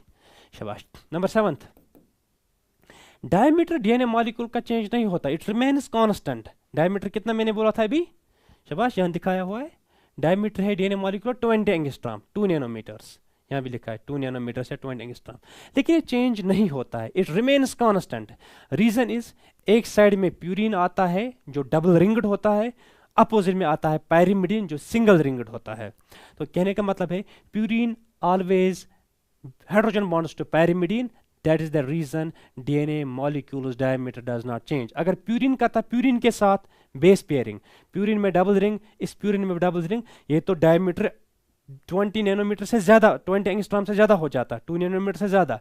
और पैरिमिडीन के साथ करता है सिंगल रिंग, क्योंकि पैरिमिडीन सिंगल रिंग बेस है, तो डायमीटर 20 एंगस्ट्रॉम या 2 नैनोमीटर से कम हो जाता है। लेकिन प्यूरिन के अपोजिट में पैरिमिडीन, इसलिए diameter does not change. diameter of molecule, DNA molecule remains constant। कितना? 20 एंगस्ट्रॉम या 2 नैनोमीटर। एज रीजन क्या है? As purine of one strand, एक चेन का, ऑलवेज प्यूर्स, हाइड्रोजन बॉन्ड करता है with pyrimidine of other strand, with pyrimidine of other strand। शाबाश। नंबर लास्ट पॉइंट लिखूंगा यहां पे, वो क्या है? डीएनए मॉलिक्यूल का जो बैकबोन होता है वो बनाता है शुगर और फास्फेट। देखो ये है यहाँ पे pentose sugar phosphate, pentose sugar phosphate, pentose sugar phosphate, okay, pentose sugar phosphate, pentose sugar phosphate, ये बैकबोन। इस स्ट्रैंड को भी pentose sugar phosphate, pentose sugar phosphate, pentose sugar phosphate, pentose sugar phosphate. Backbone DNA molecule की जो आप ये देखते हो बैकबोन, ये वाली चेन, ये एक्चुअली शुगर और फास्फेट की बनी होती है। एक स्ट्रैंड शुगर और फास्फेट की, दूसरी स्ट्रैंड भी शुगर और फास्फेट की। और जो इसमें नाइट्रोजन बेसिस होते हैं वो अंदर की ओर होते हैं हाइड्रोजन बॉन्डिंग करने के लिए, हाइड्रोजन बॉन्डिंग के लिए होते हैं अंदर की ओर नाइट्रोजन बेस। यहाँ पे nitrogen base are present towards interior for hydrogen bonding. Means backbone of DNA molecule is produced by sugar and phosphate and bases are present towards interior for hydrogen bonding. वही point लिखूंगा। Sugar जो यहाँ पे deoxyribose है DNA में, sugar and phosphate forms backbone of molecule, means DNA molecule. Sugar and phosphate forms backbone of molecule, and nitrogen bases are present towards interior. Nitrogen base अंदर की ओर होते हैं, टुवर्ड्स इंटीरियर, अंदर की ओर। किसके लिए? For hydrogen bonding, hydrogen bonding के लिए। This all about Watson Crick's DNA double helix model. अगले क्वेश्चन की ओर बढ़ेंगे। एंजाइम्स इन्वॉल्व्ड इन डीएनए रेप्लिकेशन। डीएनए रेप्लिकेशन में कौन कौन सा एंजाइम लगता है? यहाँ पहले मैं आपको एक चीज बोलूंगा, डीएनए रेप्लिकेशन मतलब क्या हो गया? डीएनए रेप्लिकेशन हो गया एक डीएनए मॉलिक्यूल से नया डीएनए मॉलिक्यूल बनना, दैट्स सिंपल। अब कौन कौन सा एंजाइम लगता है? There are 5 different types of enzymes involve in DNA replication. हाँ, सबसे पहला number 1, first enzyme used in DNA replication is number 1 is called helicase or unwindase। हमारे पास डीएनए मॉलिक्यूल है ऐसे, ये डीएनए डबल हेलिक्स है। आपस में हाइड्रोजन बॉन्डेड है, ए करता है टी के साथ बेस पेयरिंग, जी करता है सी के साथ, सही बात तो है। अब डीएनए रेप्लिकेशन शुरू करने के लिए हमें डीएनए मॉलिक्यूल को पहले अलग अलग करना होता है एक दूसरे से, मतलब को डीएनए मॉलिक्यूल के दो स्ट्रैंड्स को अलग अलग करना होता है। इन दो स्ट्रैंड्स के बीच होते हैं हाइड्रोजन बॉन्ड, उनको ब्रेक करना पड़ेगा तभी तो दो स्ट्रैंड्स अलग अलग हो जाएंगे।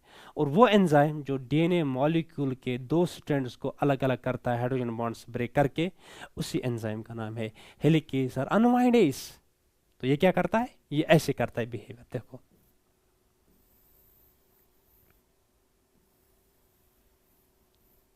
ऐसे, ये हेलिकेज एंजाइम है, ये घुस गया दो स्ट्रैंड्स के बीच और अलग अलग किया इनको बाय ब्रेकिंग हाइड्रोजन बॉन्ड्स। यही लिखूंगा हेलिकेज का फंक्शन, मुझे बोलो व्हाट हेलिकेज डज। शाबाश, हेलिकेज क्या है,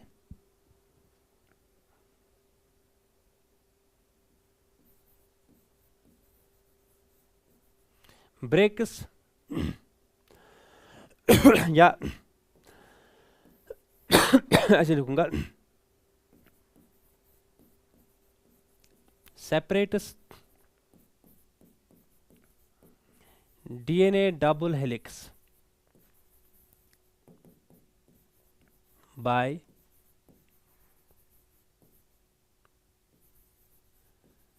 breakdown of हाइड्रोजन बॉन्ड्स। दो स्ट्रैंड्स के बीच हाइड्रोजन बॉन्ड से ब्रेक करता है और डीएनए मॉलिक्यूल होता है अनवाइंड या what we called as open, what unzipping otherwise you can call unzipping enzyme, जो करता है दो स्ट्रैंड्स को अलग थलग। शाबाश, मैं लिख सकता हूं यहां पे स्लैश करके unzipping enzyme, DNA double helix को खोलने वाला enzyme. Okay, unwind is helicase और अनजिपिंग एंजाइम, ये दो स्ट्रैंड्स को अलग थलग करता है by breakdown of hydrogen bonds. Next is second enzyme है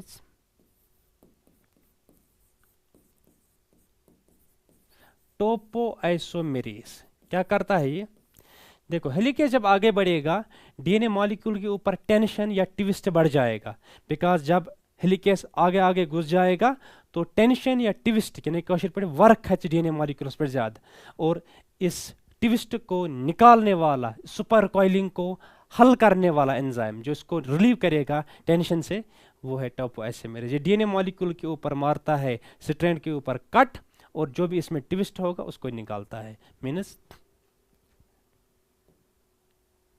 सीधे लिखेंगे ट्विस्ट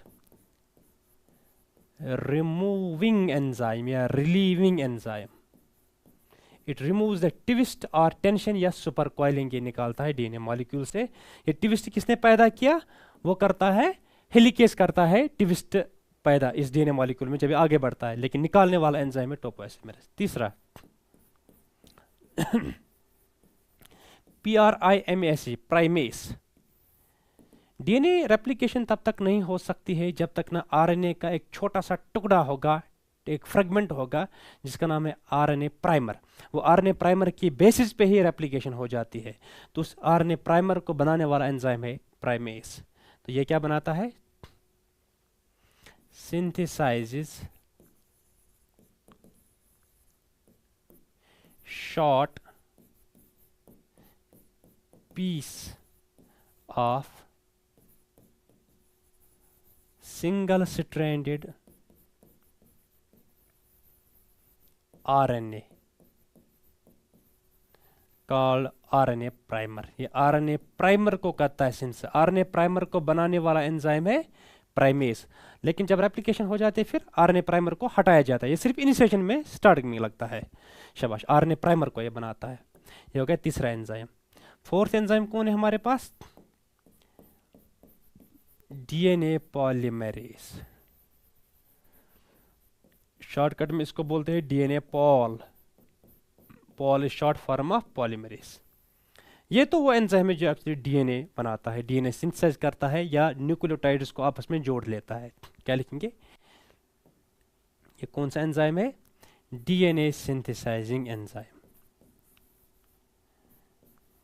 या बोलेंगे डीएनए पॉलीमराइजिंग एंजाइम जो न्यूक्लियोटाइड्स को आपस में जोड़ता है, डीएनए सिंथेसाइजिंग एंजाइम, यही एक्चुअली डीएनए बनाता है। लेकिन इसके 3 टाइप्स है। इसके टाइप्स क्या क्या है? DNA pol first, DNA polymerase first, otherwise called, bracket में लिखूंगा, कॉरनबर्ग एंजाइम। कॉरनबर्ग साइंटिस्ट का नाम था, आर्थर कॉरनबर्ग, उसने डिस्कवर किया ये क्या करता है? ये रेप्लिकेशन होने के बाद क्या करता है? ये इस आरएनए प्राइमर को हटा देता है और उस जगह पे डीएनए से फिल करता है वो गैप। Very simple.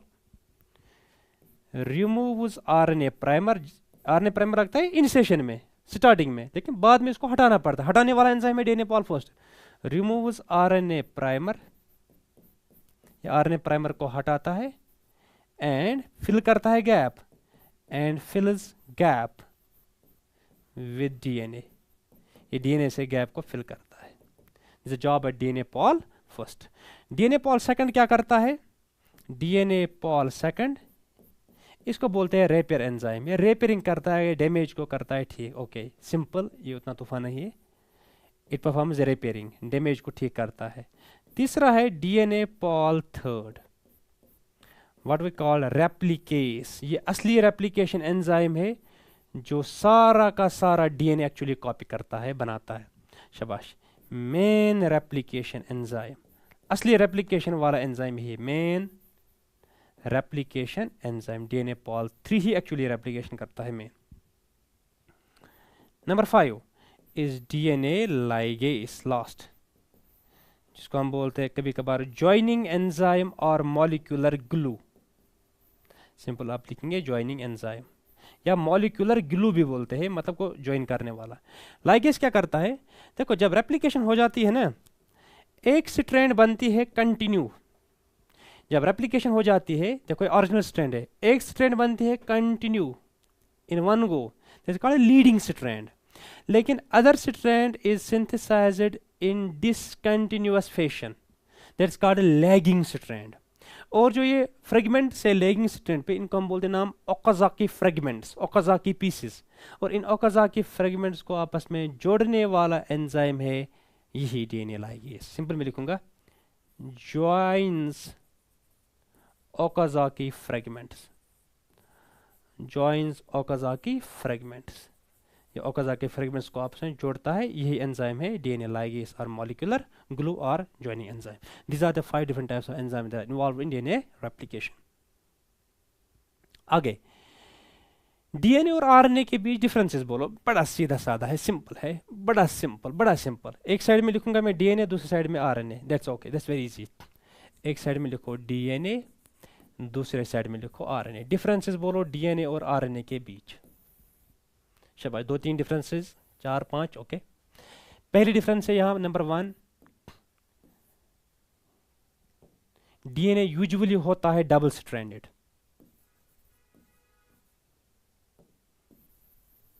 क्या होता है? मैं लिखूंगा यहाँ पे DNA is usually double stranded, मतलब को डबल हेलिकल, इसमें 2 चेन्स होते हैं। लेकिन आरएनए यूजुअली होता है single strand. Number 1, RNA is usually single stranded, एक ही चेन का बना होता है, सिंगल स्ट्रैंडेड। हालांकि आरएनए डबल स्ट्रैंड भी हो सकता है, but very rarely. DNA single strand भी हो सकता है, वेरी रेयरली। ये नॉर्मल है ज़्यादातर। इसमें होती है एक बेस जो आरएनए में नहीं पाई जाती नॉर्मली, कंटेन्स थाइमीन, टी जिसको हम लिखते हैं, ये डीएनए में पाया जाता है। थाइमीन के बदले आरएनए में होती है दूसरी बेस, कंटेन्स यूरासिल, जिसको हम यू बोलते हैं। हालांकि दोनों के बीच डिफरेंस है सिर्फ मिथाइल ग्रुप थी, इसमें होता है CH3 एक एक्स्ट्रा, उसमें वो नहीं होता है। तीसरा है, इसमें होता है sugar, that's called contains, shortcut में लिखूंगा मैं deoxyribose sugar, actually beta D 2 deoxyribose, contains deoxyribose sugar. ये पेंटोस शुगर है, 5 कार्बन वाला शुगर है। इसमें होता है कंटेन्स राइबोस शुगर होता है, इसमें कंटेन्स राइबोस शुगर। 2 शुगर्स में डिफरेंस होते हैं कार्बन नंबर सेकंड की, कार्बन नंबर सेकंड पे होता है उस पे OH, एक पे होता है H। एनीवे, फोर्थ डिफरेंस है डीएनए जो है डीएनए दुनिया के अंदर एक कॉमन जेनेटिक मटेरियल एक्ट करता है। सारे के सारे यूकैरियोट्स में और प्रोकैरियोट्स में, सारे बैक्टीरिया में, प्लांट्स में, एनिमल्स में जेनेटिक मटेरियल है डीएनए, लेकिन आरएनए जेनेटिक मटेरियल है कुछ गिने चुने वायरसेस में। Common genetic material, common genetic material, ये जेनेटिक मटेरियल है कुछ गिने चुने वायरस में। Genetic material in few viruses only, ये कुछ गिने चुने वायरसेस में ही है जेनेटिक मटेरियल। ओके, डीएनए को अल्कली से कुछ नहीं हो जाता। आप NaOH डालो, KOH डालो, डीएनए को कोई असर नहीं पड़ेगा। It is resistant to alkali hydrolysis, it is resistant to alkali hydrolysis, मतलब अल्कली का कोई असर नहीं होता है डीएनए पे, NaOH का, KOH का, बेसिस का एक्चुअली। लेकिन आरएनए इस पे अल्कली अटैक करता है और इसको हो जाती है अल्कली हाइड्रोलिसिस। क्योंकि इस पे क्यों नहीं करता है अटैक, इस पे करता है क्योंकि आरएनए के ऊपर होता है राइबोस शुगर, राइबोस पे होता है सेकंड कार्बन पे एक एक्स्ट्रा OH जो नहीं होता है डीएनए पे, और उसी अल्कली करता है इस पे nucleophilic attack and it undergoes alkali hydrolysis, undergoes alkali hydrolysis, undergoes alkali hydrolysis. क्यों, वजह क्या है? Due to extra OH on 2' carbon, second carbon of ribose. क्योंकि इसमें राइबोस शुगर होता है, राइबोस शुगर में होता है सेकंड कार्बन पे एक्स्ट्रा OH जो डीऑक्सीराइबोस शुगर में नहीं होता है। That's why the reason it undergoes alkali hydrolysis while it's resistant. That the main difference between DNA और RNA. Next, difference between DNA replication and transcription. Transcription और DNA replication के बारे में डिफरेंस बोल, दैट्स वेरी इजी आल्सो। एक side में लिखो, एक साइड में लिखो डीएनए रेप्लिकेशन, इजी है, ज्यादा तूफान नहीं, डीएनए रेप्लिकेशन। दूसरे साइड में लिखो ट्रांसक्रिप्शन, आसान है। डीएनए रेप्लिकेशन और ट्रांसक्रिप्शन के बीच डिफरेंसेस बोलो। शाबाश। पहली डिफरेंस, डीएनए रेप्लिकेशन में आपको क्या मिलता है? डीएनए से डीएनए बनता है। Here new molecules of DNA means daughter molecules of DNA are produced from original DNA molecule, from original DNA molecule। Simple अंदाज में दिखाऊंगा यहाँ पे, डीएनए मॉलिक्यूल से नया डीएनए मॉलिक्यूल, ये तो रेप्लिकेशन है। लेकिन ट्रांसक्रिप्शन में क्या होता है? Here RNA is produced from DNA. यहां डीएनए से आरएनए बनता है, मीन सिंपल, आपके पास डीएनए है, इससे बन जाएगा आरएनए। ये ट्रांसक्रिप्शन है। जिस जगह से रेप्लिकेशन शुरू होती है उस पॉइंट को हम बोलते हैं origin of replication, ORI। Replication beginners, it begins at ORI, origin of replication. ये प्रोसेस बिगिन करता है, इट बिगिनस, ये शुरू हो जाती है, इट बिगिनस एट +1। +1 मतलब क्या हो गया? ट्रांसक्रिप्शन स्टार्ट साइट या ट्रांसक्रिप्शन स्टार्ट पॉइंट। जिस जगह से ट्रांसक्रिप्शन शुरू हो जाती है it's called +1 transcription start site. जिस जगह से रेप्लिकेशन शुरू होती है it's called ORI, original replication. तीसरा पॉइंट, जो ये रेप्लिकेशन है, रेप्लिकेशन में प्राइमर लगता है। आरएनए प्राइमर बोला था ना, वो प्राइमेज बनाता है। It involves RNA primer, involves RNA primer. RNA primer के बगैर एप्लीकेशन पॉसिबल नहीं, लेकिन ट्रांसक्रिप्शन में कोई प्राइमर नहीं लगता है। No RNA primer is required, primer लगता है रेप्लिकेशन स्टार्ट करने के लिए, ट्रांसक्रिप्शन में लेकिन प्राइमर की जरूरत नहीं पड़ती। No RNA primer is involved or required. तीसरी डिफरेंस। चौथी डिफरेंस है रेप्लिकेशन के द्वारा मैंने क्या बोला था, कौन सा एंजाइम डीएनए डबल हेलिक्स को अलग अलग करता है, अनवाइंड करता है, अनजिपिंग करता है, या दो स्ट्रैंड्स के बीच हाइड्रोजन बॉन्ड्स ब्रेक करता है, हेलिकेस या अनवाइंडेस। हाँ, helicase separates DNA double helix. DNA double helix को अलग अलग करता है हेलिकेस, लेकिन ट्रांसक्रिप्शन में हेलिकेस नहीं लगता है, बल्कि आरएनए पॉलीमरेज खुद ही जो ट्रांसक्रिप्शन करता है वो खुद ही हेलिकेस का भी फंक्शन करता है, वो अनवाइंडिंग भी खुद ही करता है। No separate helicase enzyme is used. RNA pol means RNA polymerase itself, ये बड़ा इंपॉर्टेंट पॉइंट है। RNA pol itself unwinds DNA during transcription। RNA polymerase खुद ही अनवाइंड करता है, बल्कि ट्रांसक्रिप्शन में अलग सेपरेट एंजाइम लगता है हेलिकेस। ये प्रोसेस कौन करता है रेप्लिकेशन? एक्चुअली डीएनए पॉलीमरेज करता है actually synthesis of DNA. DNA Paul performs replication. Replication के लिए actually DNA Paul he actually नया डीएनए बना लेता है, लेकिन यहां हमें लगता है RNA Paul, RNA polymerase performs transcription. शाबाश। रेप्लिकेशन सारे के सारे डीएनए को, जितना भी डीएनए सेल में होता है सारे के सारे डीएनए को रेप्लिकेशन हो जाती है, लेकिन ट्रांसक्रिप्शन में सिर्फ एक खास पोर्शन डीएनए का हिस्सा लेता है जिसको हम बोलते हैं यूक्रोमेटिन। लेकिन सारा का सारा डीएनए कॉपी हो जाता है रेप्लिकेशन में। ट्रांसक्रिप्शन में सिर्फ एक खास पोर्शन होता है जो एक्टिव होता है डीएनए, वही ट्रांसक्रिप्शन कर सकता है। होल जीनोम, सारा जीनोम अंडरगोज रेप्लिकेशन। सारे के सारे डीएनए को रेप्लिकेशन हो जाती है, वेदर इट्स एक्टिव और इनएक्टिव व्हाटएवर। लेकिन ये नंबर 5 है, ये नंबर 5 यहाँ पे अब 6 ओनली पार्ट ऑफ जीनोम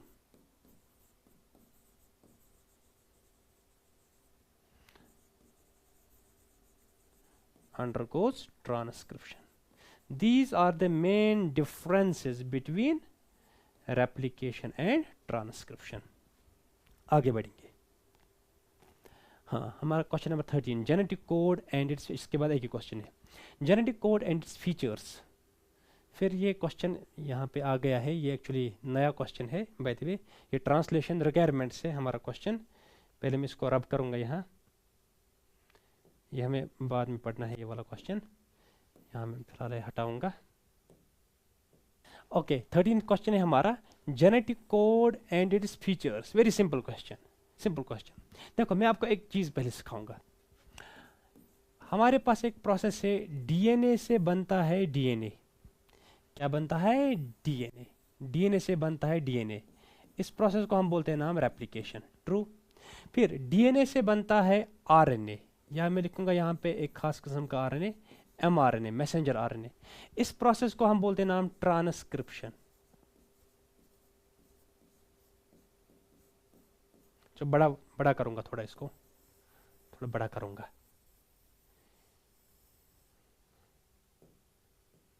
एक मिनट, यहाँ पे मैं नहीं चाहिए।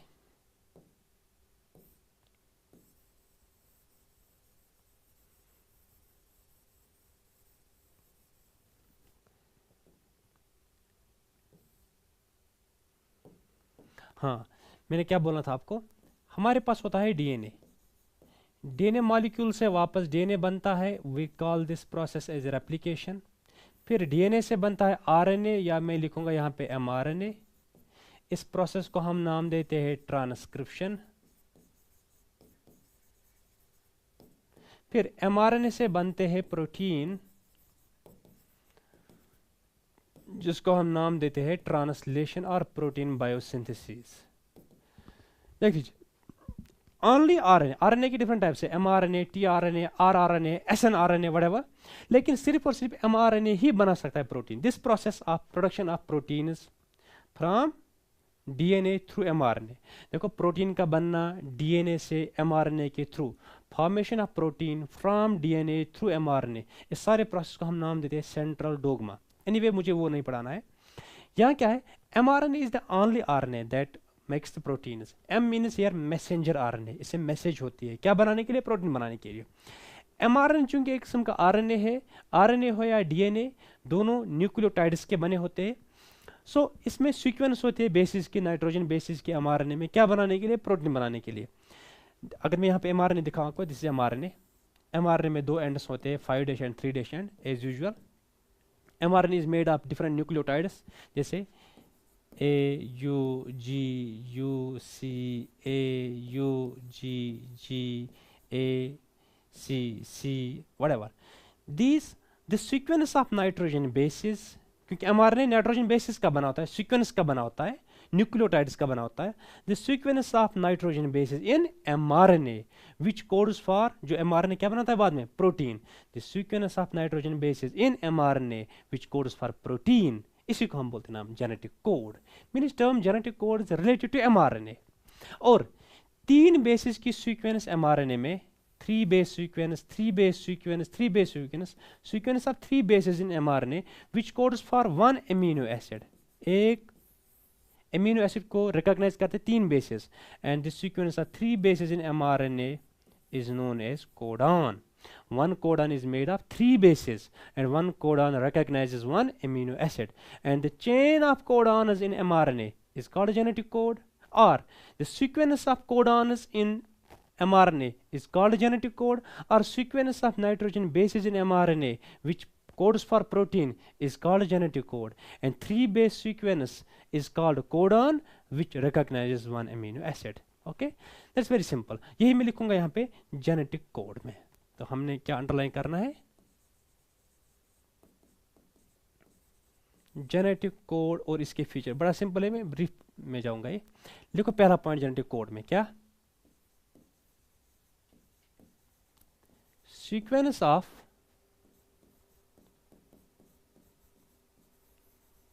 Nitrogen bases in mRNA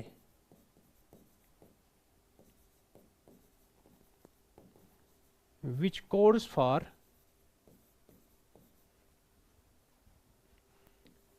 a polypeptide, या प्रोटीन लिखो, no problem, which codes for a polypeptide is genetic code. Sequence of bases in mRNA which codes for a polypeptide or protein is known as genetic code. और 3 bases की sequence को क्या बोलते हैं, शाबाश, 3 base sequence. 3 base sequence means sequence of 3 bases, 3 base sequence in mRNA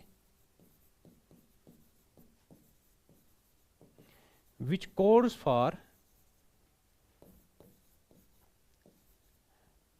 an amino acid, which codes for an amino acid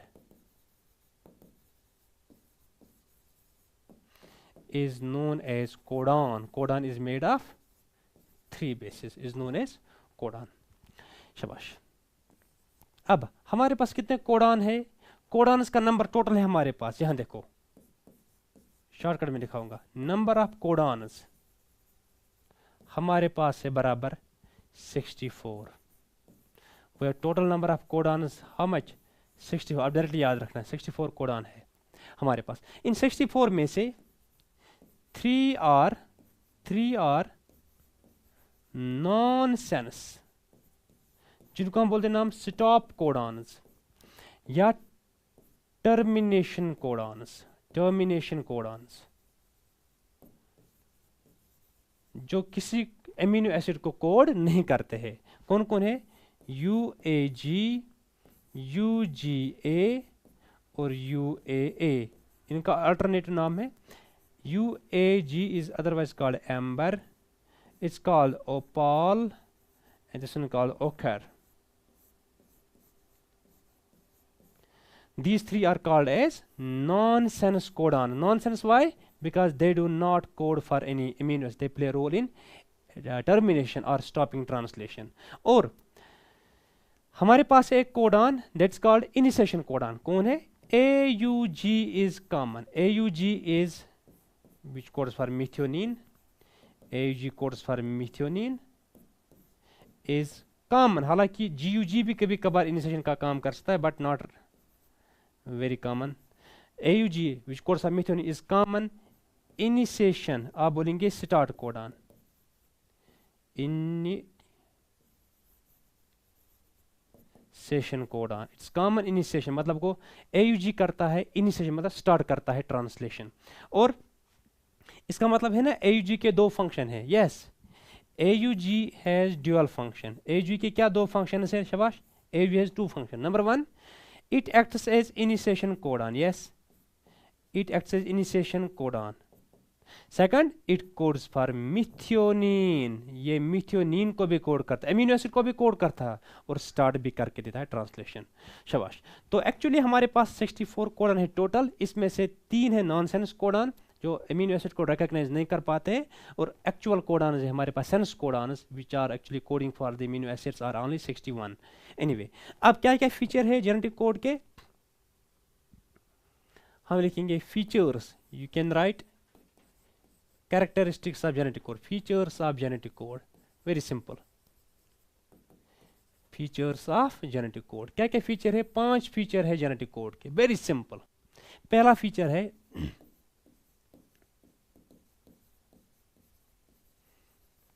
universality. Means दुनिया के अंदर कोई भी लिविंग ऑर्गेनिज्म आप ले लो, plant, animal, bacteria, fungi, virus. Viruses are not truly living, but any living organism on the face of earth will have same genetic code, same 64 codons, same 3 nonsense codons, same AUG initiation codon. Almost every organism has same type of genetic coding machinery, but there are some exceptions. जैसे UAG is nonsense codon, लेकिन Drosophila के mitochondria के अंदर जिस UAG codes for an amino acid, मतलब को कुछ exceptions को छोड़ के अदरवाइज हर एक ऑर्गेनिज्म में सेम किस्म का जेनेटिक कोड पाया जाता है. And because of this feature of genetic code that same organism, हर एक ऑर्गेनिज्म के अंदर सेम जेनेटिक कोड की मशीनरी होती है, it is possible that DNA of one organism can be incorporated into another organism, what we call genetic engineering. Basis of genetic engineering is this universality, because genetic code हर एक organism में same है, एक organism का DNA दूसरे के अंदर लगाया जा सकता है, क्लोन किया जा सकता है. वही मैं लिखूंगा. Universal means with few exceptions. कुछ exceptions है जैसे ड्रोसोफिला का माइटोकॉन्ड्रिया है, कुछ प्रोटोजोआन्स है. With few exceptions, same genetic code is present. Same genetic code is present in all living organisms.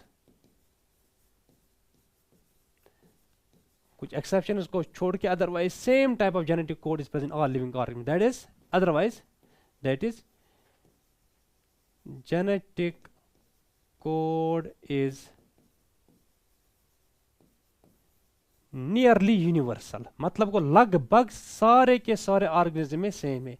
Nearly universal, not truly universal, nearly universal. शाबाश. मैंने बोला इसी के बेसिस पे क्या है, यही तो बेसिस है जेनेटिक इंजीनियरिंग की.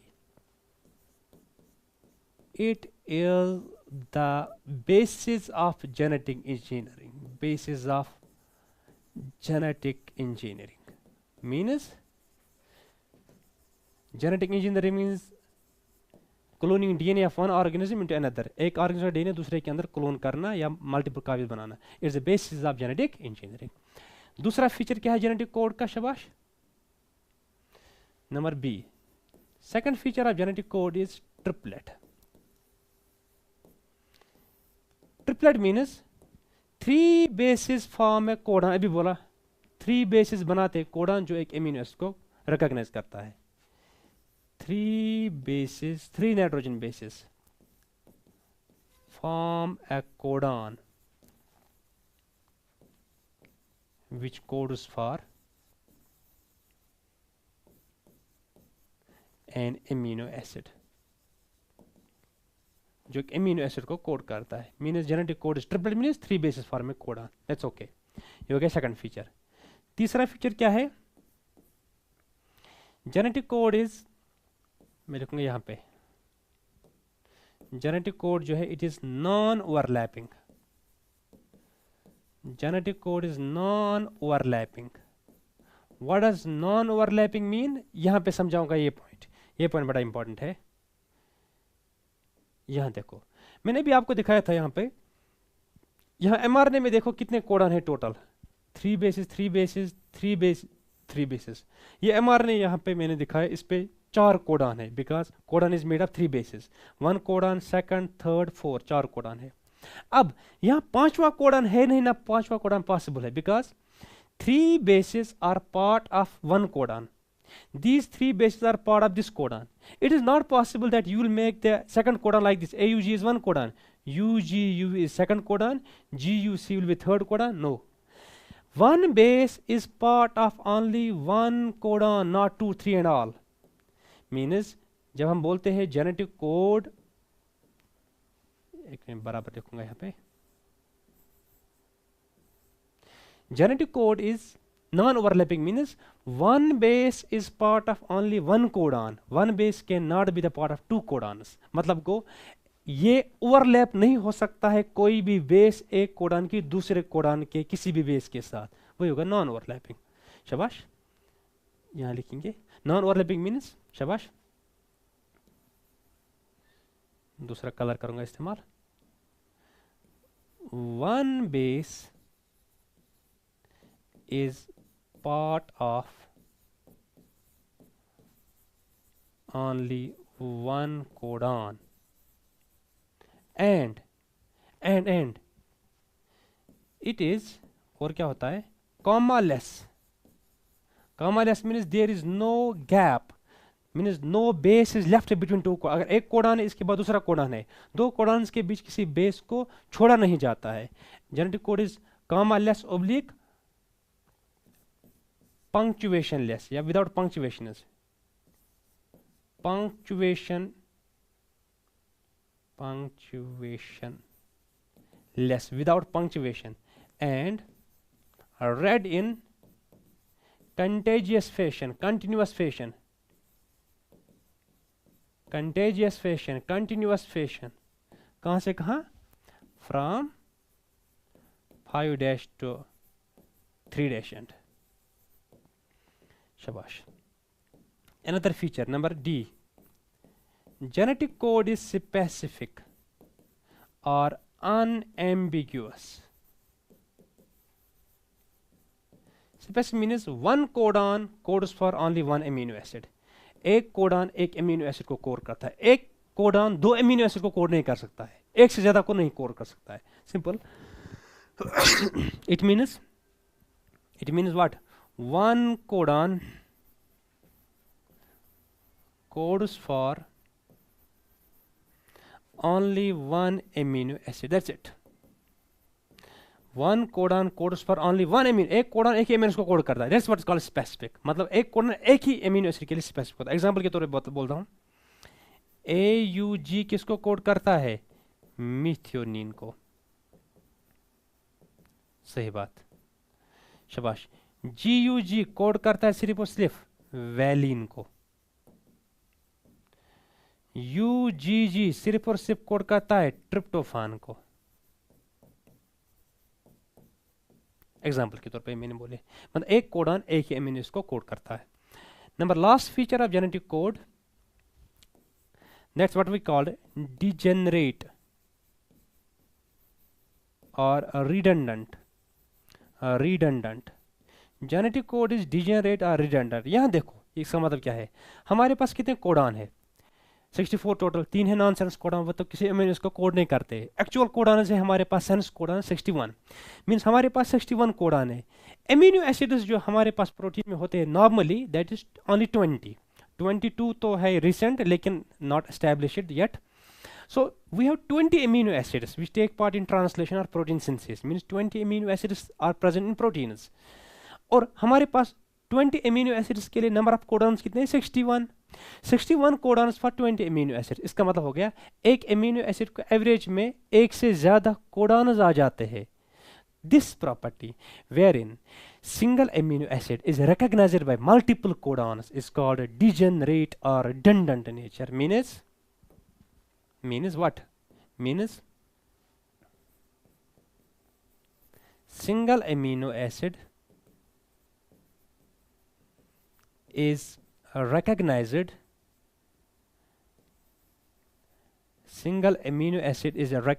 by multiple, means more than one, multiple codons. The process wherein single amino acid is recognized by multiple codons is known as degenerate or redundant nature of genetic code. शाबाश. ये कैसे possible है? It is possible. वजह क्या है? Simple reason. It is possible as number of codons are greater. Number of codons are greater. ज़्यादा है. कितने हैं नंबर ऑफ कोडॉन हमारे यहाँ? 61 है. सेंस कोडॉन्स की बात कर रहा हूँ. Then number of amino acids. Then number of amino acids जो हमारे पास 20 है, magic 20 amino acids. That's the reason average में आपको मिलेगा more than one. हालांकि दो एमिनो एसिड्स के ऊपर ये अप्लाई नहीं हो पाता है आउट ऑफ 20. एक है मिथ्योनिन, दूसरा है ट्रिप्टोफान. उनके लिए एक एक कोडॉन ही है. हालांकि मैं जनरलाइज कर रहा हूँ चीज़ों को. These are the 5 features of genetic code. Now we'll begin the last question. That is the last question of the unit. Simple है. क्या है क्वेश्चन? Translation and requirements. फिर से मैं वही बात बोलूंगा आपको, सेंट्रल डोगमा वाली. हमारे पास डीएनए है, डीएनए से डीएनए बनता है, we call it replication. DNA से बनता है आरएनए, यहाँ हम दिखाएंगे एमआरएनए, कॉल्ड ट्रांसक्रिप्शन. एमआरएनए से बनता है protein, what is called translation. This scheme is called as central dogma. शाबाश. सेंट्रल डोगमा में ये रेप्लिकेशन है, ये क्या है? Transcription, production of RNA from DNA, production of protein from mRNA is known as translation. सारे प्रोसेस को बोलते हैं central dogma. Formation of proteins from DNA through mRNA, या DNA makes mRNA makes proteins, is what we call as central dogma. Now central dogma में replication, इसके बारे में हमने तफसीलन बात की. ट्रांसक्रिप्शन में हमने देखा डिफरेंसेस क्या है, और ट्रांसलेशन के बारे में थोड़ा. क्या है ट्रांसलेशन? यहाँ पे ट्रांसलेशन के हमें रिक्वायरमेंट्स देखने हैं बस. Translation means production of proteins from mRNA. पहला पॉइंट लिखाऊंगा, पहला पॉइंट लिखा. सिर्फ रिक्वायरमेंट्स में बोलूंगा यहाँ पे.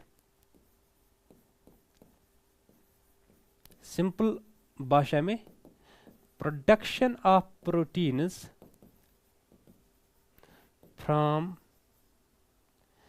mRNA, from genetic code of mRNA is translation. ये प्रोसेस हमेशा और हमेशा हो जाती है. शाबाश. occurs in, ये प्रोसेस कहाँ होता है? occurs in cytosol. हमेशा प्रोसेस ऑफ ट्रांसलेशन कहाँ होती है? साइटोसॉल में. साइटोसॉल और साइटोप्लाज्म में फर्क है, आपको पता होगा. ये cytosol means the fluid, the matrix. Cytoplasm means cytosol along with cytoplasmic organelles. जब ऑर्गेनेलीज और साइटोसॉल आप मिलाएंगे साइटोप्लाज्म बन जाएगा. तो occurs in cytosol on ribosomes, या ribosomes what we call as protein factories. Ribosomes करते हैं ट्रांसलेशन. राइबोसोम कहाँ होते हैं? साइटोसॉल में. शाबाश. इसके रिक्वायरमेंट्स हमें पढ़ने हैं. हाँ, ये इंपॉर्टेंट है यहाँ पे. रिक्वायरमेंट्स क्या है ट्रांसलेशन के, ये हमें पढ़ना है. कौन कौन सा रिक्वायरमेंट है ट्रांसलेशन में, ये बोलूंगा यहाँ पे, तो दैट विल बी एंड. क्या क्या रिक्वायरमेंट? 5 रिक्वायरमेंट्स है ट्रांसलेशन में. Number first requirement is mRNA. MRNA क्यों है ट्रांसलेशन के लिए जरूरी? प्रोटीन सिंथेसिस के लिए जरूरी. शाबाश. प्रोटीन सिंथेसिस के लिए एमआरएनए की जरूरत इसलिए है बिकॉज एमआरएनए में मैसेज है, एमआरएनए में इंफॉर्मेशन है. क्या बनाने के लिए? प्रोटीन बनाने के लिए. एक एक चीज लिखूंगा यहाँ पे. एमआरएनए क्यों जरूरी है? शाबाश. Carries message. उस मैसेज को क्या नाम देते हैं? Genetic code for protein. Protein बनाने के, फॉर प्रोटीन सिंथेसिस। प्रोटीन बनाने के लिए जो डिज़ाइन है प्रोटीन का वो सारा छपा हुआ है mRNA के ऊपर, इसलिए mRNA ज़रूरी है। दूसरा हमारे पास है tRNA, ट्रांसफर RNA भी ज़रूरी है। क्यों? ट्रांसफर RNA ही साइटोसॉल में लाएगा एमिनो एसिड्स को वन बाय वन, किसके पास? राइबोसोम के पास। मीन्स इट कैरीज, इसका फंक्शन क्या है? इट कैरीज एमिनो एसिड्स, याद रखिएगा ये point, function of tRNA। It carries amino acids कहाँ से कहाँ?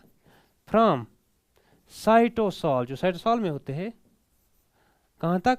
On to ribosomes, on to ribosome during translation. Translation के दौरान जो एमिनो एसिड्स होते हैं साइटोसॉल से लाने कहाँ तक? राइबोसोम के पास, वो सारा फंक्शन करता है tRNA, ट्रांसफर RNA। तीसरा हमारे पास है एमिनो एसिड्स।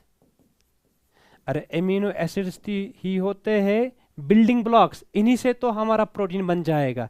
यही तो मोनोमेरिक यूनिट्स है प्रोटीन्स के, what we call building blocks of proteins. Amino acids are building blocks या monomers of amino, building blocks of proteins. Protein तो एमिनो एसिड्स का ही बना होता है। चलिए 20 amino acids take part in translation, मैंने बोला था उनको हम बोलते हैं मैजिक 20 या स्टैंडर्ड एमिनो एसिड्स, वो तो आप zoology में पढ़ते हो बायोमोलिक्यूल में। Number another is ribosome, what we call otherwise as protein factory. Protein factory, अरे यही तो मशीनरी है, यही तो mRNA को रीड करेगा और वन बाय वन इनकॉर्पोरेट करेगा एमिनो एसिड को, ये राइबोसोम प्रोटीन फैक्ट्री। तो इसमें क्या लिखना है? ऐसे लिखेंगे, मशीनरी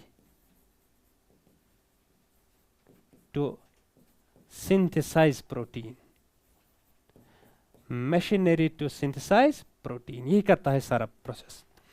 और लास्ट चीज है, इसमें लगते हैं एनर्जी और enzymes, ATP, GTP, energy and enzyme. Enzymes लगते हैं बहुत सारे ट्रांसलेशन में, जैसे एमिनो एसाइल tRNA सिंथेटेस, या हमारे लगते हैं peptidyl ट्रांसफेरेस and all.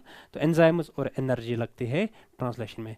This is all about important questions of genetics, both Mendelian, what we call that principles of inheritance and variation, and molecular genetics. Thank you.